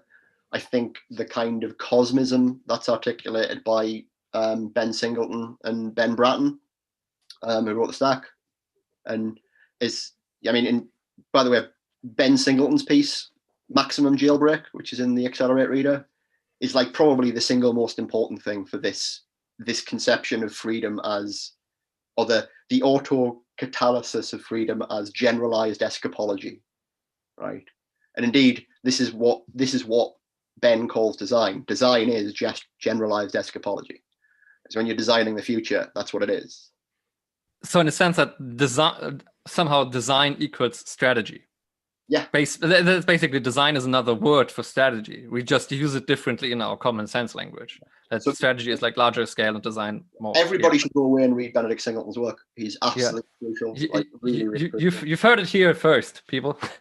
Okay, Matt, and maybe pushing again against of this. Okay, because there seems to be this weird relationship of like, okay, rationality and this desire that like sometimes they're in line, sometimes they share the same path, and sometimes they seem to be in contradiction with one another. And like, what gets the priority? How do we decide? Because we can also desire our own non-freedom. Obviously, we can do so. And what I'd say is rationality is. I would like to give Matt the. Sorry. Maybe, okay. Yeah. Well, I guess, I mean, it is something that I think Pete is actually probably a lot better versed in than I am. But I guess the one thing I wanted to say on that note is that I guess rationality and desire are very often, they're very frequently used and abused for all different intents and purposes, and there are many different meanings. But I think if we can attach a meaning, if we can attach a thread to both, which I don't think is necessarily an issue of priority. and I think this is specifically relevant to Mark's project as well, which is how relevant Spinoza was to his thinking, and maybe using desire not as this kind of general want, but just another kind of emotion or passion to rationalize, right? The rationally understanding desire is kind of precisely from, I mean, again, and please correct me if I'm wrong, but my understanding is that that's kind of the ground, right? And emancipation as navigation is understanding the desire can be rationalized and that rationality can be desired, if that makes sense. Yeah, that's actually a really excellent way of putting it. I mean, there's something else I could say about desire, because I didn't really talk about desire. It's the term I didn't really pick up. Yeah, I just wanted that Matt gets the chance to say it, but yeah, okay. So, I mean, here's another thing. To talk about navigation is to talk about steering, right? When we talk about steering is to talk about the Kyber, right? Which is the Kyber in Kybernetes and cybernetics and K-punk, right? Like Mark was always a cyberneticist, like a Spinozist cyberneticist, right? And that's his cold rationalism. And I like to oppose this to affect theory and like Brian Masumi, who I think is just a complete waste of time, everyone's time. You know, I'm saying some fairly strident things here, but you know, I have no career prospects, so fuck it. Basically, affect theory that came out of Deleuze and Guattari and Anti-Oedipus it's a misreading of the postscript on the societies of control, where it reads the title and goes, control is bad, we have to get rid of the concept of control. If we get rid of the concept of control and we just kind of go with the flow and like just live in these intensities, everything will be fine, right? And you know, I'm being very rhetorically aggressive here, and I will point out that it's not that there's no good work in affect theory, it's that this particular conceptual foundation was disastrous. And the only person who I think really properly saw this and went in the opposite direction is Mark, who basically is like, you know, where these miserable fucking monkeys, right, with these miserable fucking monkey affects who are having all these horrible, miserable intensities, like thinking at them, right? How do we get past that, right? And we've got to rationally steer ourselves. We've got to understand the complex network and hierarchy of control processes out of which we are constituted, right? In such a way that we can create a better control process that enables us to steer them better. So one way to articulate this is to say really what rationality is about in relation to desire is the resolution of conflict. Like there are conflicts in your drives, right? And so to be a bit psychoanalytic, right? Like what I am a bundle of drives telling itself a story. Right? In fact, I am the story that a bundle of drives is telling itself. And that story occasionally gets interrupted by a weird exception where it doesn't know how to explain its own behavior. Like, why the fuck did I do that? Right? Like, why when I thought I was supposed to be doing this, did I not do it? And this is like the old Socratic akrasia is a good example. It's like, you know you should do one thing and you're not. So how, why, what's going on? And this process of re-explaining, it can just become rationalization. It can just be like you come up with a story you tell yourself that explains away every bad thing that you do, makes it somehow like consistent with what you said you were going to do in an ad hoc way. And that's to say that you void the possibility of any real commitment. You know, that's evil in Perdue's sense, right? Like commitment is being able to fail and being able to see that you can fail, right?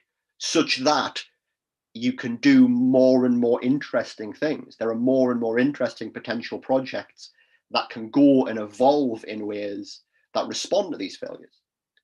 And this is the real elaboration of desire. The elaboration of desire is this increasing expansion of the possibility of what we can want, right? And the key psychoanalytic insight is we don't know what we want. But the truth of we don't know what we want is not knowing what we want is the motor that drives forth the unpacking and evolution and development of these aesthetic trajectories. Like this for me is just beauty. This is just the idea of beauty, right? And that's the other side of a kind of rationalist conception of aesthetics and beauty and desire, is like, well, like, look, if we just stick to these like little dopamine loops that drive us to, you know, click games on Facebook, right? Like, we're never going to do anything fucking interesting. And like, what is life about? It's about doing the fucking interesting shit, finding, you know, those new possibilities, the moves in the game that no one is yet explored. And rationality is about untangling these knots that we get tied in and we tie ourselves in. And the other way to describe this is, so one notion that came out of the Mansanov seminar is what really the Laborio Cubonics crew focused on, was this idea that alienation is a positive thing, or it can be a positive thing. Like, when you hit these conflicts, right, you can either double down and say, well, I always already was this way, right? You can have this like nostalgia for your past self, or it's even a kind of anticipation of future nostalgia for the way you are now, right? You can either do that, double down on authenticity, or you can change. You can extract yourself from the situation you're in and reconceive who you are. And that's alienation as a positive trajectory in the evolution of desire. I think especially your formulation with this, with regards to the postscript of societies of control, that it isn't about, okay, control is bad, but rather, okay, trying to understand and explain what kind of platforms of control do we find ourselves in, and then, okay, where are points and possibilities of intervention? How can we control ourselves better in a possibly more democratic way that intensifies freedom and experimentation and everything of that? Yeah, I think that was a really good formulation. Another brief slogan. The brief slogan is autonomy is self-control. It's self-control understood in the sense that control is cybernetic, and the self is not what you think it is. The self isn't this authentic, real thing that's already there. It's more existentialist, right? It's more like, you know, Perdue, actually, right? It's like the subject is this sort of truth procedure, and you don't know where it's going to go. I need to see what other question. I think maybe this is a good one. It's a little bit more concrete and a little bit more tied to political practice. Relating to Fred Jameson's essay "Walmart as Utopia." Okay, that's what the question is about. With that essay and this idea of Walmart as utopia be an example of the positive repurposing of capitalist supply chains for leftist ends. And what do you think of this idea of, okay, which is always with the Walmart book by Leigh Phillips and Mike Rozovsky, with this, the People's Republic of Walmart, that, okay, this intent that these in mega platforms can somehow be like a starting point for repurposing, where do you see limits, where do you see potential, and maybe the most important question: what can a philosopher or a theorist possibly even say about it without empirical research backing that up? Yeah, that's the most important question of this, I think, because that's deciding for our methodology, who fulfills which role in this strategy. Yeah. I'm going to let Matt go first here, and I'll I actually think that's kind of the knot that, like, I know that the Walmart for Utopia, or as Utopia essay, was one that Mark referenced a lot, and I know that it's kind of become tied somewhat tangentially with accelerationism as a discussion. But as I see it, that kind of problematic is kind of the background that accelerationism is kind of pushing off from. And in some of my research I've been doing, I kind of get the sense that because I was kind of discussing both of those books recently on a podcast, and it was this tension of is it that these big corporations are kind of producing the shadow of socialism, or is it that they're kind of like are they doing that knowingly, or is it more that that's just happening and then they have to control it? And I guess that like I kind of see it as maybe going back to what Hegel and Marx say about the negation of the negation. And Marx has that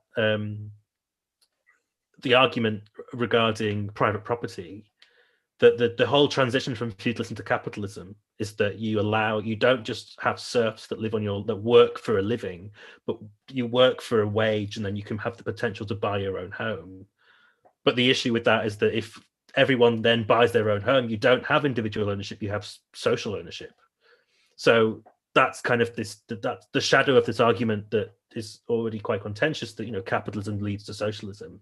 But then you have a lot of talk, especially at the moment, like the arguments around rentier capitalism, that rent's kind of the stopgap that keeps us perpetually in that capitalist mode. It doesn't allow a transition either way.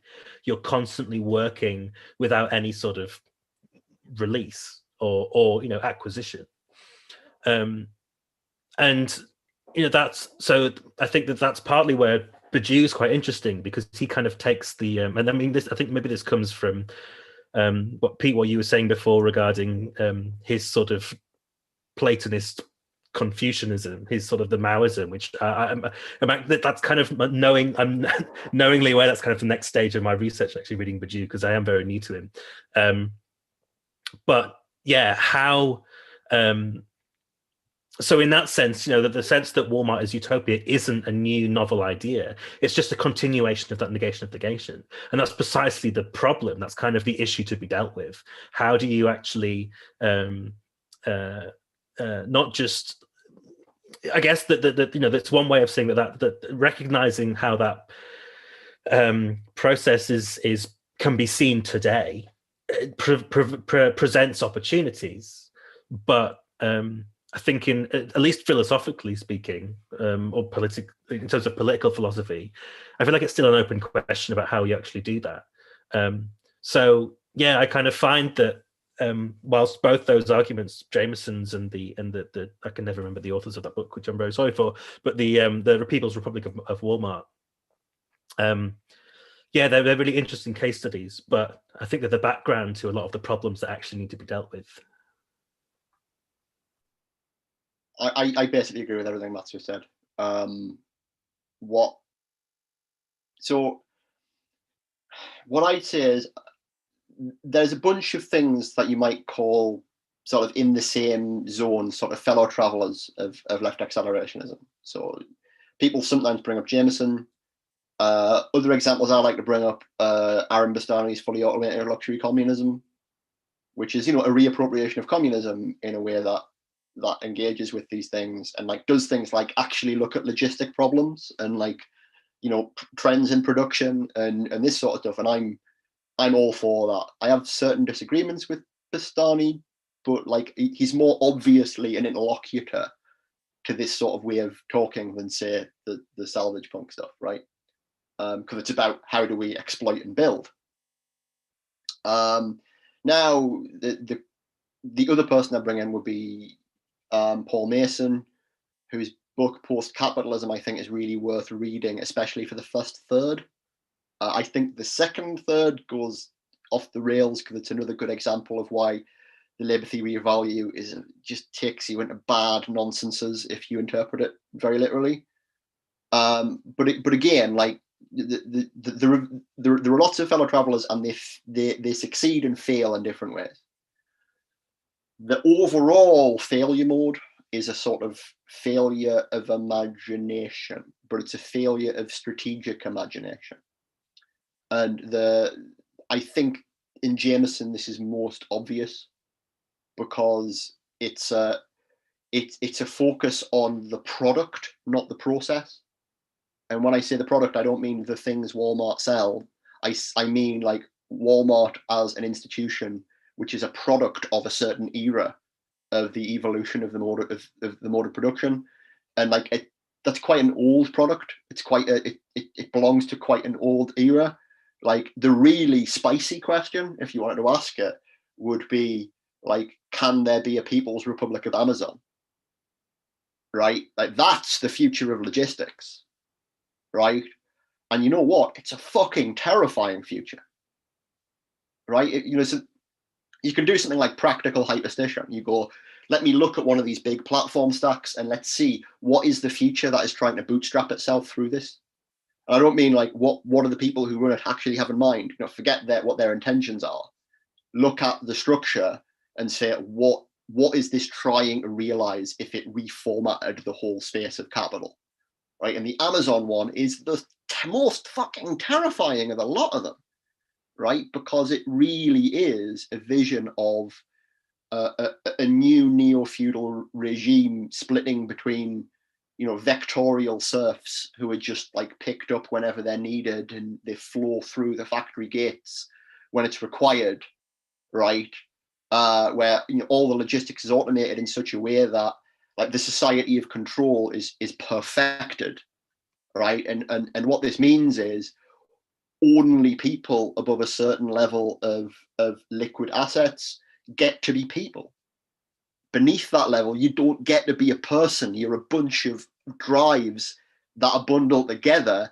And as much as possible, the integration of those drives will be done by something outside of you, not by you, right? Self-control will be interrupted, right, and exploited, right? That's the most horrifying of those futures. If you look at Facebook is in a similar sort of zone, but the thing with Facebook, rather than talking about its employees, talking about its users, like I did a talk called Autonomy and Automation in which I make this case more elaborately. But basically, Facebook wants to be you. Facebook wants to be the thing that integrates your various different drives and the ways in which they're manifest in interfaces with technology, right? Amazon has a bit of this as well.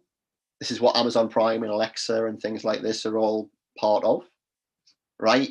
But Facebook is most obviously the kind of sinister, the sinisterness of the personal that Mark complained about. Because Facebook is about creating you as a person in a very particular way, which is all about this like appearance and having all your selfies like sorted out. And Instagram and other networks are related to that, but Facebook is the hub of this. Like Google tried to compete and then just no, we don't do that. We do email and we'll integrate services in a different way. So like they're all competing over who gets to be so to make an Althusser reference, who gets to be the unifying structure of interpolation through which you are addressed as an individual within the system. And they're all basically like competing nation states, but competing nation states that are more like sovereign quasi-markets where they don't have borders and they don't have currency. Rather, they extract tithes and taxes through taking a bit off the top of every transaction that happens in the markets they control, right? You can elaborate this view more.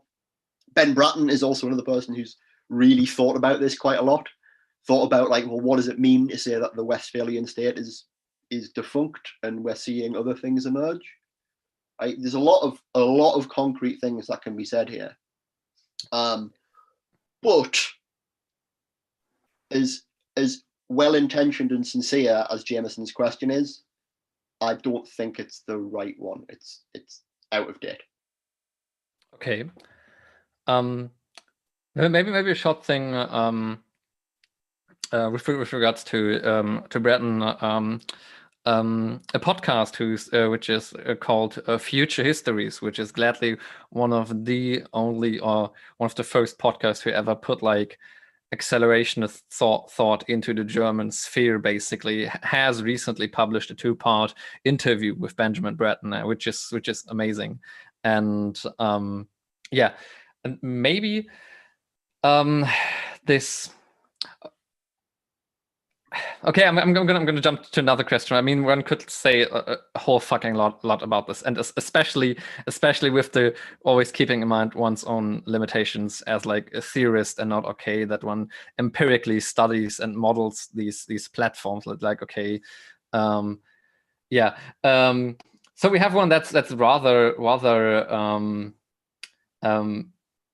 yeah, exotic for the framework we have been working in, I think, which is I'm just going to read it. It seems Foucault's idea of the episteme is a reasonable explanation why Fisher is wrong in seeing the idea it is easier to imagine the end of the world than the end of capitalism is anything more than a feeling, and this problem isn't new. It is part of every epoch episteme. What about our moment is special that this feeling reflects a real limitation and not just a perceived limitation? Whoever, I can also, if you want, because that was pretty long, just copy that into the Zoom chat and you can read it again if you want. I got it. I don't know if Matt wants to jump in. I know I have a tendency to throw straight in. You go ahead. Okay. So yeah. It's a reasonable question, but I think it's one that can be completely answered in a very easy way. Because it's not just any episteme, right? Really what Marx's writing about is the political economy of liberalism and the way in which it's been articulated in such a way that's like, this is the way in which I see Brexit, right? Like, so Brexit as a manifestation of the crumbling of the neoliberal order, which is nevertheless still under the regime of capitalist realism, right? So what Brexit really is a conflict over which way to take liberal political economy after neoliberalism has so catastrophically failed. Like we all know from 2008, like we're out of that era of that being obviously right, but all the mechanisms that exist for preventing people from talking about how you would configure political economy differently are still in place. Right. So the amazing thing about 2008 is just how big an economic catastrophe it was, how much it completely invalidated all of the existing abstractions and ways of thinking about it, and yet there couldn't be a discussion. Brexit is another instance of this, where basically you've got sincere neoliberals who believe in the Hayekian project, and the EU is the Hayekian project. It is literally just Hayek stream. Right? It is what the road to serfdom lays out the plan for. Right, and if that's what you believe in, fine, right? And on the other hand, you've got these resurgent classical liberals, right, who are basically being seduced into the dynamic flows of global capital, and basically, if I don't know if people have read William Gibson's more later work, but he has this notion of the klept, which is basically kind of like Russian oligarch money and a variety of other things that kind of coalesce into stealing as many resources as it can to get past the horrors of climate change and all the other disasters that are hitting us. And like basically the alternate, the one vision is the vision of European citizenship, of like, oh, we're citizens of the EU and we have all these freedoms and that's great, and we'll just forget about Fortress Europe and all the people dying in the Channel, right, and dying in the Mediterranean trying to get in. And the other side is people who are like, yes, we're going to open Britain back to the world, and precisely those countries that were under the British boot of imperial rule, the Commonwealth, are going to welcome us back with open arms. Like, so there's loads of this ideology there, and because it has to be sublimated, because there cannot be, even at the level of actual political decision making, there cannot be a discussion of what the underlying political economy is. And really, this is what liberal political philosophy has always been. It's always been a way of saying that really what the state is a self-regulating market, and really politics is just separate and has to get out of the way. But there are political conditions under which that market functions, and when you treat them as if they're marketizable, like for instance, housing becomes a speculative asset, right? You destroy the basis upon which the market is actually functioning. You immiserate people to the point at which the social contract falls to pieces, right? And when this starts happening, you get insurrections and rebellions and fascism and things like this. And this is what we're experiencing again. And to make explicit my point of reference, the great critic of Hayek is Karl Polanyi, who wrote The Great Transformation at exactly the same time as Hayek was writing The Road to Serfdom. And Hayek's whole position is ahistorical. Hayek's just like, yeah, liberalism, you know, there were a few problems here and there, but basically everything was swell, right? You know, rising tide lifted all boats, right? And Polanyi turns up and says, allow me to tell you about how many people drowned, right? Like, allow me to tell you about the internal crisis within capitalism that keeps oscillating back and forward. And that's just what Deleuze and Guattari talk of as deterritorialization, reterritorialization. And it's obviously related to Marx's account of the crisis of capitalism. But I think it's much more directly thought of in terms of the nature of liberal ideology and how it suppresses this understanding of the relationship between politics and economy, right? And so yeah, my view is that the capitalist realism is the retrenchment of liberalism as a political philosophy after after the end of the post-war compact, and we're still within its horizon. Like, we can feel the turbulence, we can feel all the shit starting to kick off as liberalism eats itself, as liberal nation states eat themselves, right? But we can talk about it, but we can't get other people to listen because the questions are questions that have never been asked within their lifetimes. Just before Matt, I really need to go to the toilet really quick, but I will be back when Matt has finished, so I have another question then. Yeah, I guess all I'd say to this is that I think this kind of relates to the point made before about why I think it's interesting to consider that old battle, right? Or to at least like reappraise where these different terms that I guess we can, I'll presume that we're all sort of familiar with the blogosphere and that we're part of this kind of, we're culturally fans of this sort of stuff, so everyone's kind of familiar. But I guess it's a problem that when these, what are essentially critiques, leak out into the wider world, it's not that they are presumed to be epistems or whatever, that it's more that that's what they're turned into, and I think we need to stop doing that. It's kind of like that, because I guess I'm understanding this as like capitalist realism, that the fact that the end of the world is easy to imagine than the end of capitalism is taken to be this given truth that's just true for all time. And Marx obviously not saying that. He's saying that that's what capitalism wants us to think about itself. And I guess this is this kind of postmodern irony that's affecting a lot of the I think really useful phrases and neologisms and whatever else that have come out of this kind of blogospheric activity over the last sort of 2 decades. Capitalist realism becomes the truism it was trying to critique. Accelerationism likewise becomes this. It gets detached from its very specific moment in time. It becomes this. I think it's very true that we can say that the thing that accelerationism has influences that can go back throughout the history of philosophy, and it's useful to do that to flesh out our understanding. But when we detach it from the moment of 2008, I think it becomes kind of useless. And hauntology is the same. That's kind of the point of bringing up hauntology in the talk in a way.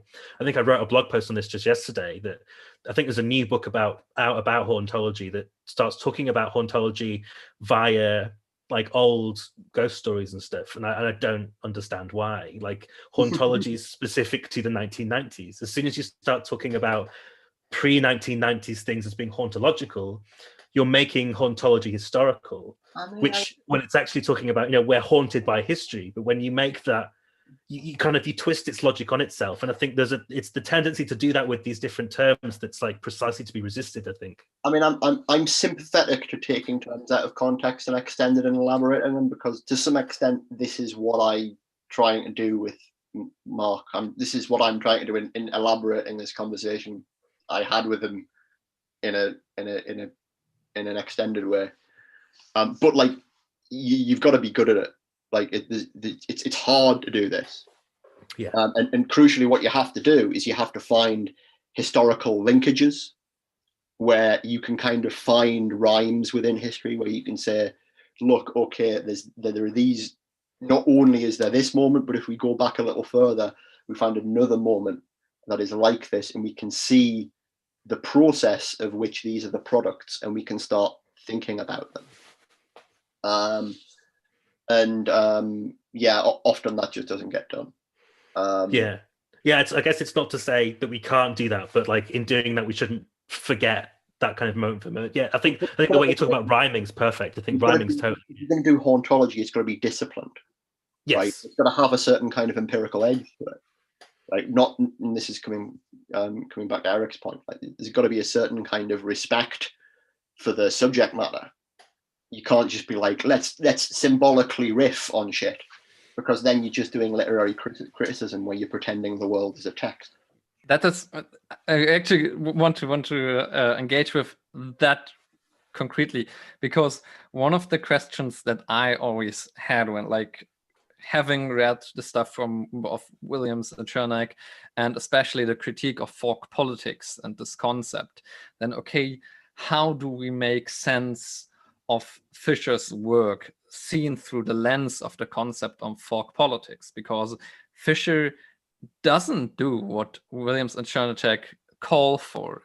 Fisher is or was a cultural theorist, and there isn't like, oh, we have like all these sophisticated modelings of the social or of the political. It's something that, okay, I'm looking at I'm looking at pop cultural products and trying to make sense out of our zeitgeist somehow, and but also to and this is like but maybe there the point of navigation becomes, because we aren't yet in the position where we have all these means that we need to model, to have all this scientific sophisticated modeling of the social, at least like on the left. Like, we don't have access to these means yet.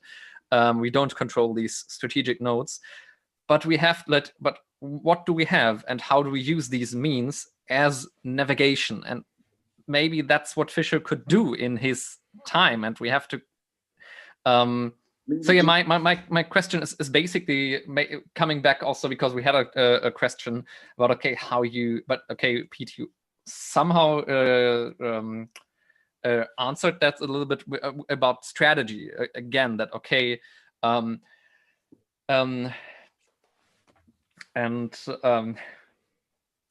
going to give a short idea of what I think strategy should look like, and I would be interested in your comments on that, especially with, okay, what kind of role does philosophy or theory play in strategy? That, okay, or like the necessity of abstract theory in any kind of sense. And Pete, you already talked about opportunism. That I would say, okay, every use of tactics is conditional. We had destruction versus construction, for example, destruction versus building. For example, Andreas Malm recently published this book with How to Blow Up a Pipeline. I would say you cannot be against violence, destruction, or construction unconditionally. It's always, okay, what are always in this instrumental senses. Okay, if you use these means, what are the likely outcomes of that? And that's not, oh, I'm completely unconditionally opposed to blowing up pipelines or something. Always look at the consequences. And that to consider strategy as like scientific hypothesis. It's like, okay, we have like these or that likely pathways.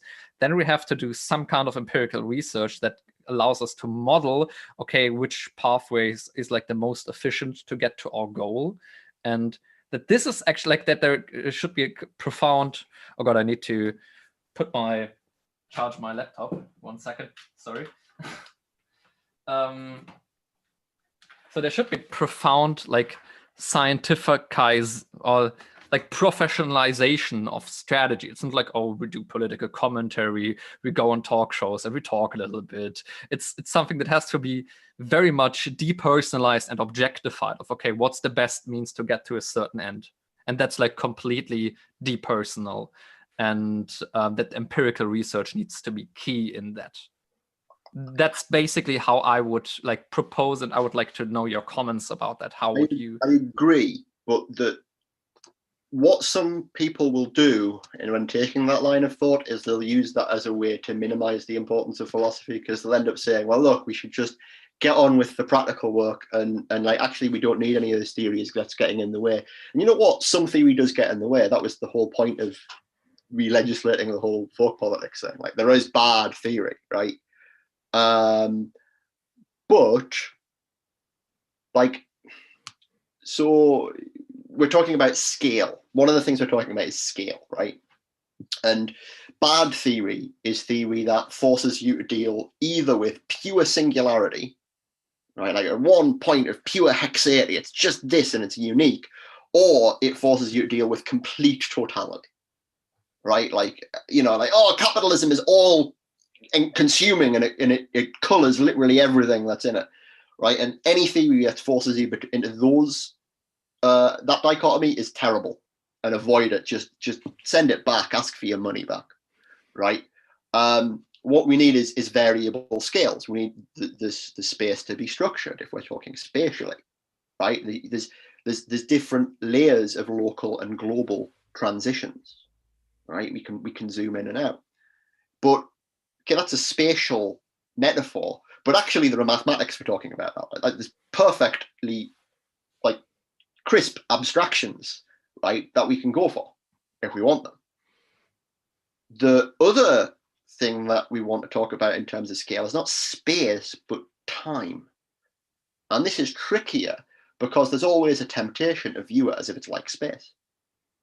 To view it as if we can kind of very neatly elaborate a global level, right? And then, you know, work our way down. We've got a total space, and then we'll work our way down, except time doesn't work like this.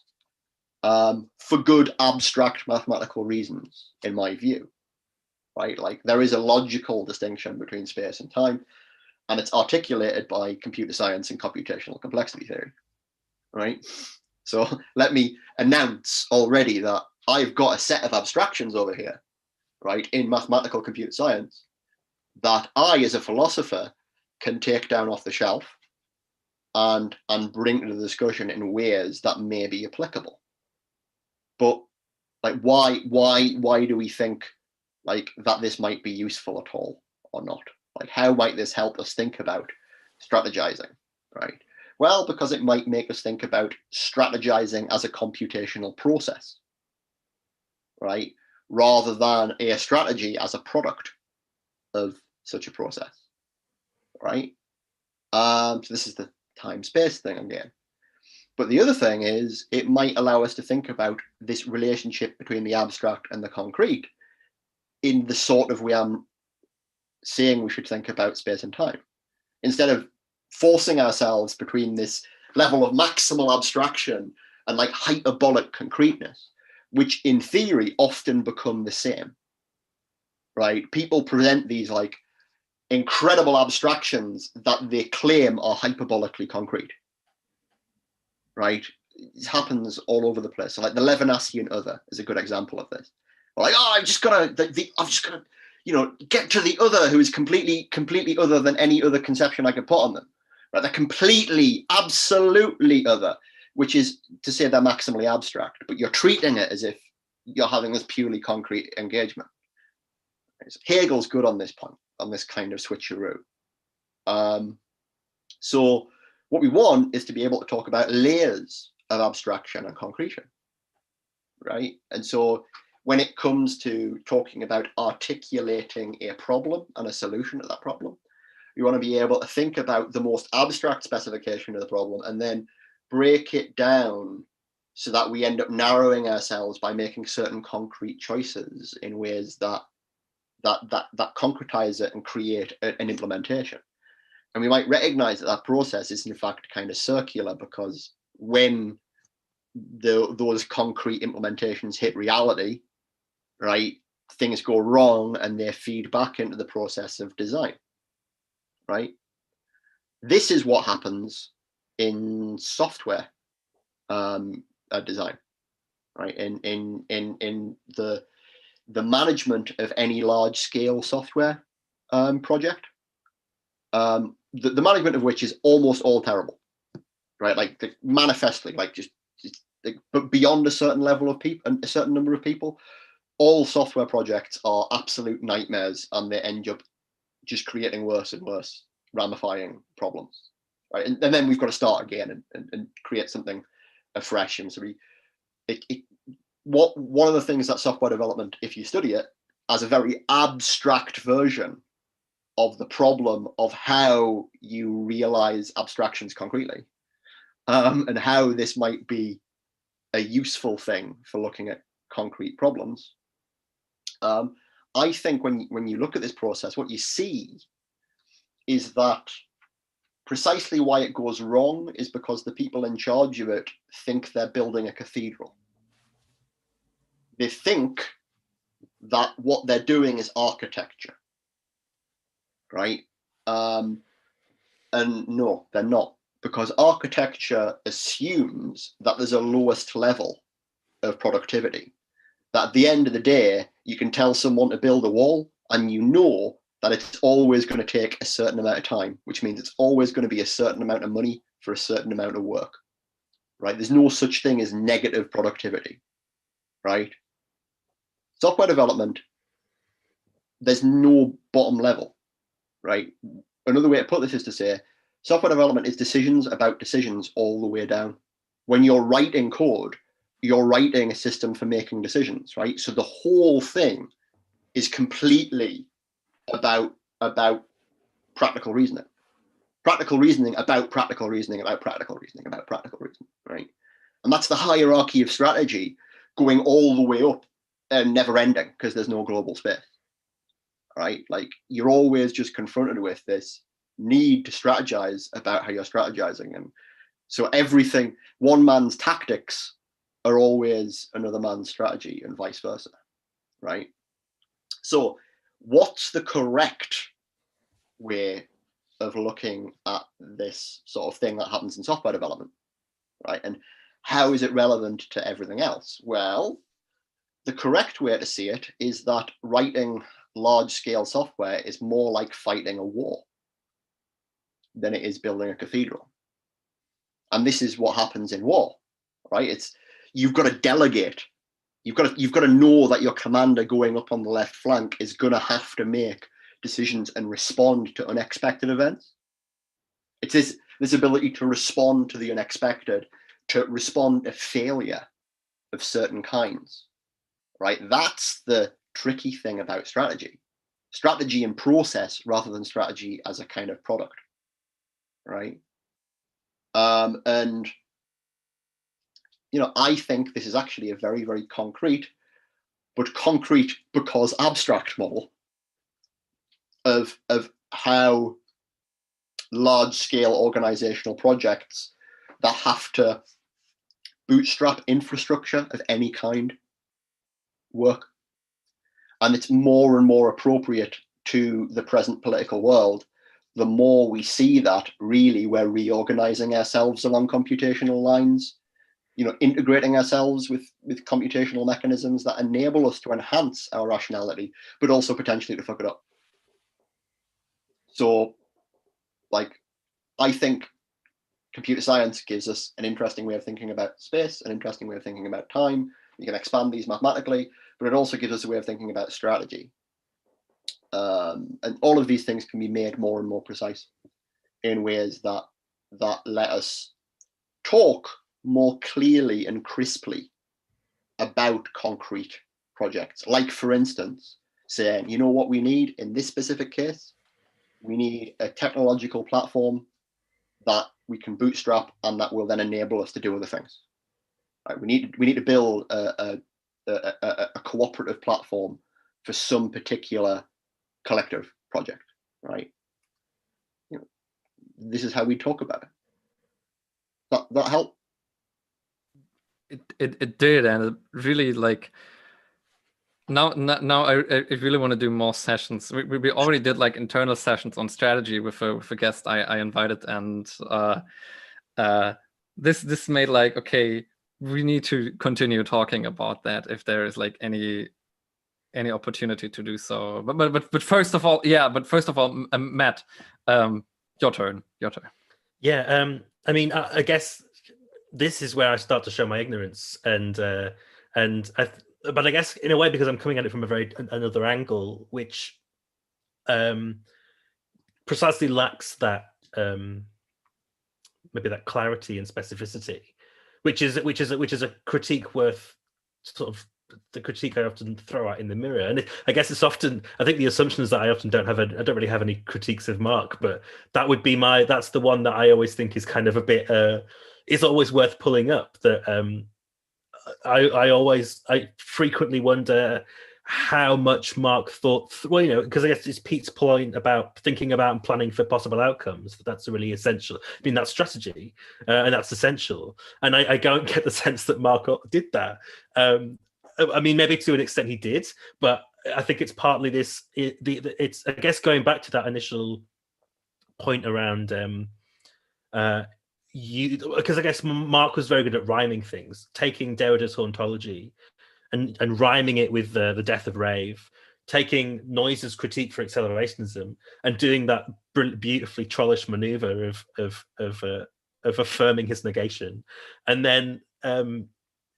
And Mark did that with, I mean, most of his most of his most famous neologisms were borrowings. Capitalist realism is a phrase that has a life before he used it. Acid communism comes, I guess, as I mentioned sort of at the start of the talk, you can see it building out of designer communism, which is his play on the pejorative phrase designer socialism. Mark was always doing that kind of punning and playing. But I think that one thing that it kind of actually, it's the one thing that I kept thinking of when Pete was also mentioning Purdue's concept of evil, and because Purdue's Ethics was a book that I read really at the start of lockdown, and really enjoy his kind of the polemic of that book being that everyone that talks about ethics has no idea what they're talking about. It's a word that's often used.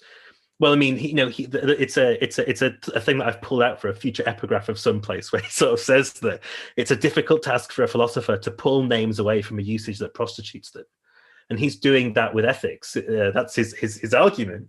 But I kind of feel like that most of a lot of what we end up doing regarding trying to talk about things like hauntology, accelerationism, these terms that I think loom increasingly larger in the cultural imagination and the political imagination, is precisely try and drag them back from these sort of these kind of linguistic prostitutions or political prostitutions, and it is a very difficult task, and I guess it's a question of whether it's even worth doing. I'm always kind of reminded that Benjamin Noys had like a private it was a Facebook post. It was private, so I don't think many people will be familiar with it. But I think it was when there was the initial Christchurch shooting, when the accelerationism appeared in the manifesto, and Noys made the argument that it's not a good look, and it wasn't a good look for many of us, myself included, to kind of immediately sort of say, no, that's not what accelerationism is. But he kind of defended that reaction in this way and was like, there is a sense, there is a point where we have to draw a line and not let all of our signifiers become contaminated. There is something to be said for sticking with certain commitments. And I think, often whenever it's thinking about Mark's work, which I guess I'm mentioning because that's, I guess, my expertise, quote unquote, and I can't really speak to computer science, but that's what I liked about Mark's kind of cultural thinking in a way. You know, I'm ignorant to a lot of the stuff that the finer details, but I think partly what's brought me down this path of this kind of talk in a way is becoming more a lot more sympathetic to how that kind of thinking and that kind of bringing those things off the bookshelf, as Pete was saying, and doing that while still trying to do what Mark did, which was, you know, not take that down from this certain place and then throw that out into a pop cultural sphere. Because I guess that's part of this comment around praxis and theory and praxis, and what's good theory and bad theory, and what's good praxis and bad praxis. Personally, I see doing stuff like this as praxis. The fact that 3 of us are talking and we had 200 people watching at some point, and we're now having a live discussion about this stuff, that feels like, you know, that's as much a cultural event as far as I'm concerned as is just, you know, doing philosophy. Like, doing philosophy is praxis. And I guess it's, you know, really affirming that and all the ways that can happen, whether it is, you know, talking about, I guess, you know, it can be a slippery thing to try and affirm, but, you know, having these kinds of conversations on these kinds of formats, at least now, more IRL when there's not a pandemic going on. But I think all of this helps, and building these kinds of bridges, whether it's between generations or disciplines or whatever else, is partly how we allow that sense of that, you know, I guess it's doing that more strategically is kind of part of the thing, right? But I mean, I'm rambling, so can I just sort of, please? So the thing is, I immediately went to my own work and went like, okay, computer science is the terms that I'm bringing in, because people will accuse me of being imprecise, and so my immediate reaction is I'm going to be as fucking precise as I can possibly be. And other people will then say, you know, oh, you're being over analytical and bad, and you need to understand the cultural and more impressionistic side of things. And the thing that I do not want to be seen as saying is that Mark was not strategic. No, Mark was one of the greatest strategists because Mark was looking into the 21st century far ahead of anybody else, because he could see the blockage in the imagination of everybody else, right? Like, and his task was, how do I kick and punch and find, you know, wads of C4 that I can blow holes in this blockage with? And he was so much more effective at this than basically anybody around him, like, to the point where it, you know, like, after his death, he can be seen as this incredibly successful and influential figure. But at the time, no one was, again, he wasn't given fucking employment. You know, he had to hustle and so, you know, I'm loath to say philosophy is praxis, because, you know, when the owl of Minerva flies, it might turn out you were one of the failures, right? And, you know, it's like, I genuinely believe that when we talk about things as experiments, right, it's not an experiment unless it can possibly go wrong, and most experiments fail, right? But retrospectively, Mark's experiments didn't fail. Mark had an incredibly high success rate for anyone doing anything remotely like theoretical work, like a crazy high success rate. And I think it's only in retrospect that we can now start to see what the overall strategy was, because all of the moves looked like these little bits of tactical brilliance, right? And if you zoom out and you start trying to see this trajectory from, you know, the work on William Gibson and human security through capitalist realism to acid communism, you start seeing that no, there's this an always unfinished project, but like to be Perdue again, this commitment. Like, Mark articulated this fucking commitment, this truth procedure that could outlive him and outlive decades more of people who will follow, right? If I can say one final thing about that, if I was to classify Mark and to say what kind of strategist was Mark, right? Mark was one of the great strategists of class war, right? Like, Mark saw himself as being involved in a class war. that nobody else around him could see. At least they couldn't see at the level of strategic vantage that he managed to see. And so, and how he did this through reading culture, through understanding ideology, through reinterpreting Spinoza and cyberpunk, and it doesn't matter, right? You've got to see what all those things add up to, and it's strategizing within a class war in very much the same way as Debord with Situation, very clearly strategy in class war, right? Gramsci, same thing, right? These people who are very clearly thinking about strategy within the context of class war. And if I can make one final note, I think the way we connect this up to the other concrete things I'm talking about, like, for instance, building cooperative platforms and creating the ecology of institutions that Nick and Alex talk about, these sorts of things, right? Really, what we've got to see is that in a class war, there is such a thing as a war economy. There is class war economy. And that's what we've forgotten in the age of the critique of programmaticism. We've distanced ourselves from both the sort of British working class, at least within our context, right? But also, the European socialist and communist movements. We've disconnected ourselves from that, and also from the 60s counterculture and the failure of 68. We've been so willing to kind of identify their failures that we've even forgotten what they were trying to do. And like, remembering what they were trying to do, that's Marx's overall hauntological project. Thank you. What you said also with regards to Marx's success, actually, how I'm 23, and how I think about capitalist realism is that this may sound like a little bit weird, but it feels a little bit like the Communist Manifesto of my generation, basically. Like, everybody in my generation who has had any kind of contact with some kind of radical left circles has at least heard of this book, if not read it. And like, it's the kind of like this shared kind of knowledge with which we can, okay, this is our shared basis from which we can basically start and orientating ourselves. And simply that as that is an achievement of Mark in being able to be a basis for work that goes beyond his time is incredible. Also, thing, Mark helped build Zero Books as a platform to do that.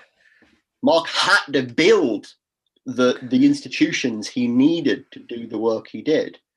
Right, the same goes for K-punk and the blogosphere, right? Like Mark was involved in the constitution of concrete counterculture. Like, he did the work of counterculture, right? That really people in the academy don't do, because we've got our institutions and we're quite comfortable in them. And I mean, I'm not, but that's the general thing, right? And so people often talk about para-academia as this space that, like, Mark and Reza and myself and other people have been sort of trapped in. But, like, one of the things that encourages is you've got to build alternative institutions, right? And so you look ahead and you go, right, okay, let's roll with it. And that's another manifestation of opportunism. It's this look, there isn't a platform for me, so how do I build a platform? I need to. I'm sorry, but we need to end now. The Zoom session was only set for like 3 hours, and it may be possible that it just shuts off. And I at least want to say big fucking thank you for both being here. First of all, Matt, thank you for having this amazing talk. Pete, thank you for spontaneous coming in for very fruitful discussions. I'm very happy to be here. We would be very delighted if we could like invite you in the future again. Yeah, feel free. I'm up for that. That's all good. It's basically, as long as you can wheel me into a context and I can just talk, like I will. Okay. It works. But just ask me to turn up and I'll talk. I think there's an interesting what he talked about, the intergenerational solidarity with like, okay, we are all three pretty much like, I think Matt is kind of like between you and me, basically the generation. And I don't know what our viewers are. Like our organization is basically somewhere between, okay, people around like 20 to 35. That's basically what the members of our organization are. And I'm big on millennial Zoomer solidarity. Like I have some weird thoughts about this, and they might be built on certain kinds of.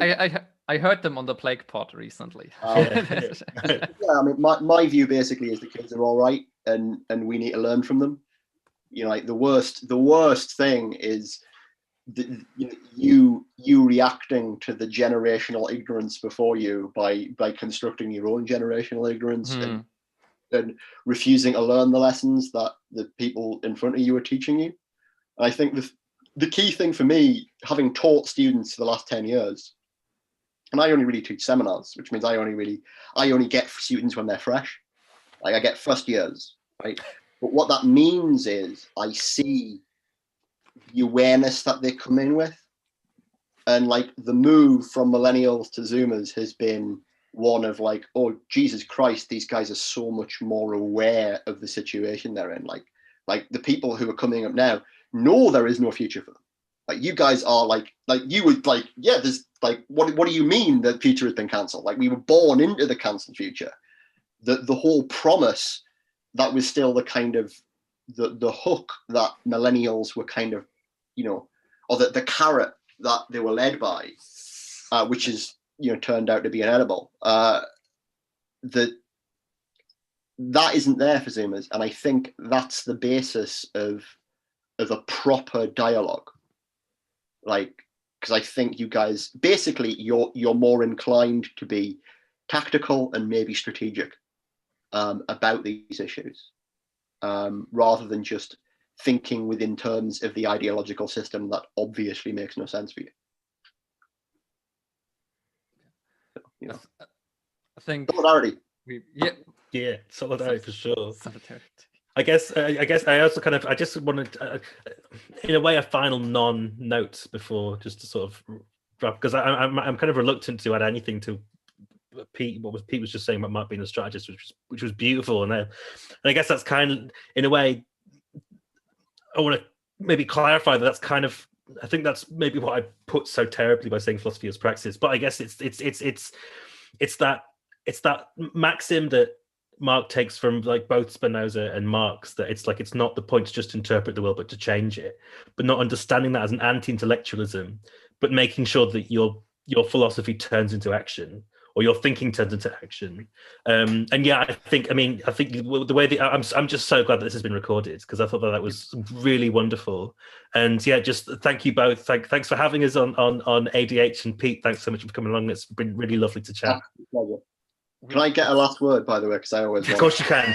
Please do. N+1. One of the best millennial Zoomer shitposts I've seen in months on Twitter was someone who said, I think it was a Zoomer shitpost, but it was fantastic. Someone said, philosophers have until now merely interpreted Marx. The point is to change him. Right? Like, that's an acid communist maxim, if ever there was one.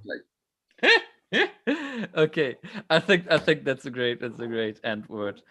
Maybe the last thing I can say is a little bit promo. Tomorrow at the same time this began at 9 p.m. Berlin time, we're gonna have a discussion with a member of the Platypus Affiliated Society who wrote an article that is named "Forgetting Mark Fisher," which was an argumentation against Fisher's work and its relevancy for the left. And we're gonna have a discussion with him. We're gonna and this is like the final. Let me just see. It's Ephraim Karlbeck. Okay, I don't know.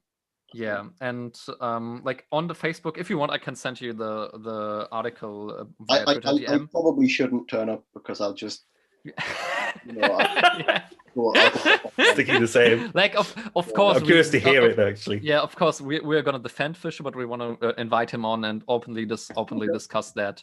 And hopefully Sebastian, I've given you some resources, and hopefully Matt has given you plenty of resources as well. I think this has been an absolutely fantastic discussion. So yeah, Sebastian just sent the article link in the Zoom chat, and yeah, so this is like the final hooray of this weekend in commemoration of Mark's work and the continuing relevancy. And yeah, thank you so much for being here. Generational solidarity, and hopefully see you again in the near future. Yeah. Okay, and thanks everybody for watching this. It was amazing. Okay. Thanks a lot.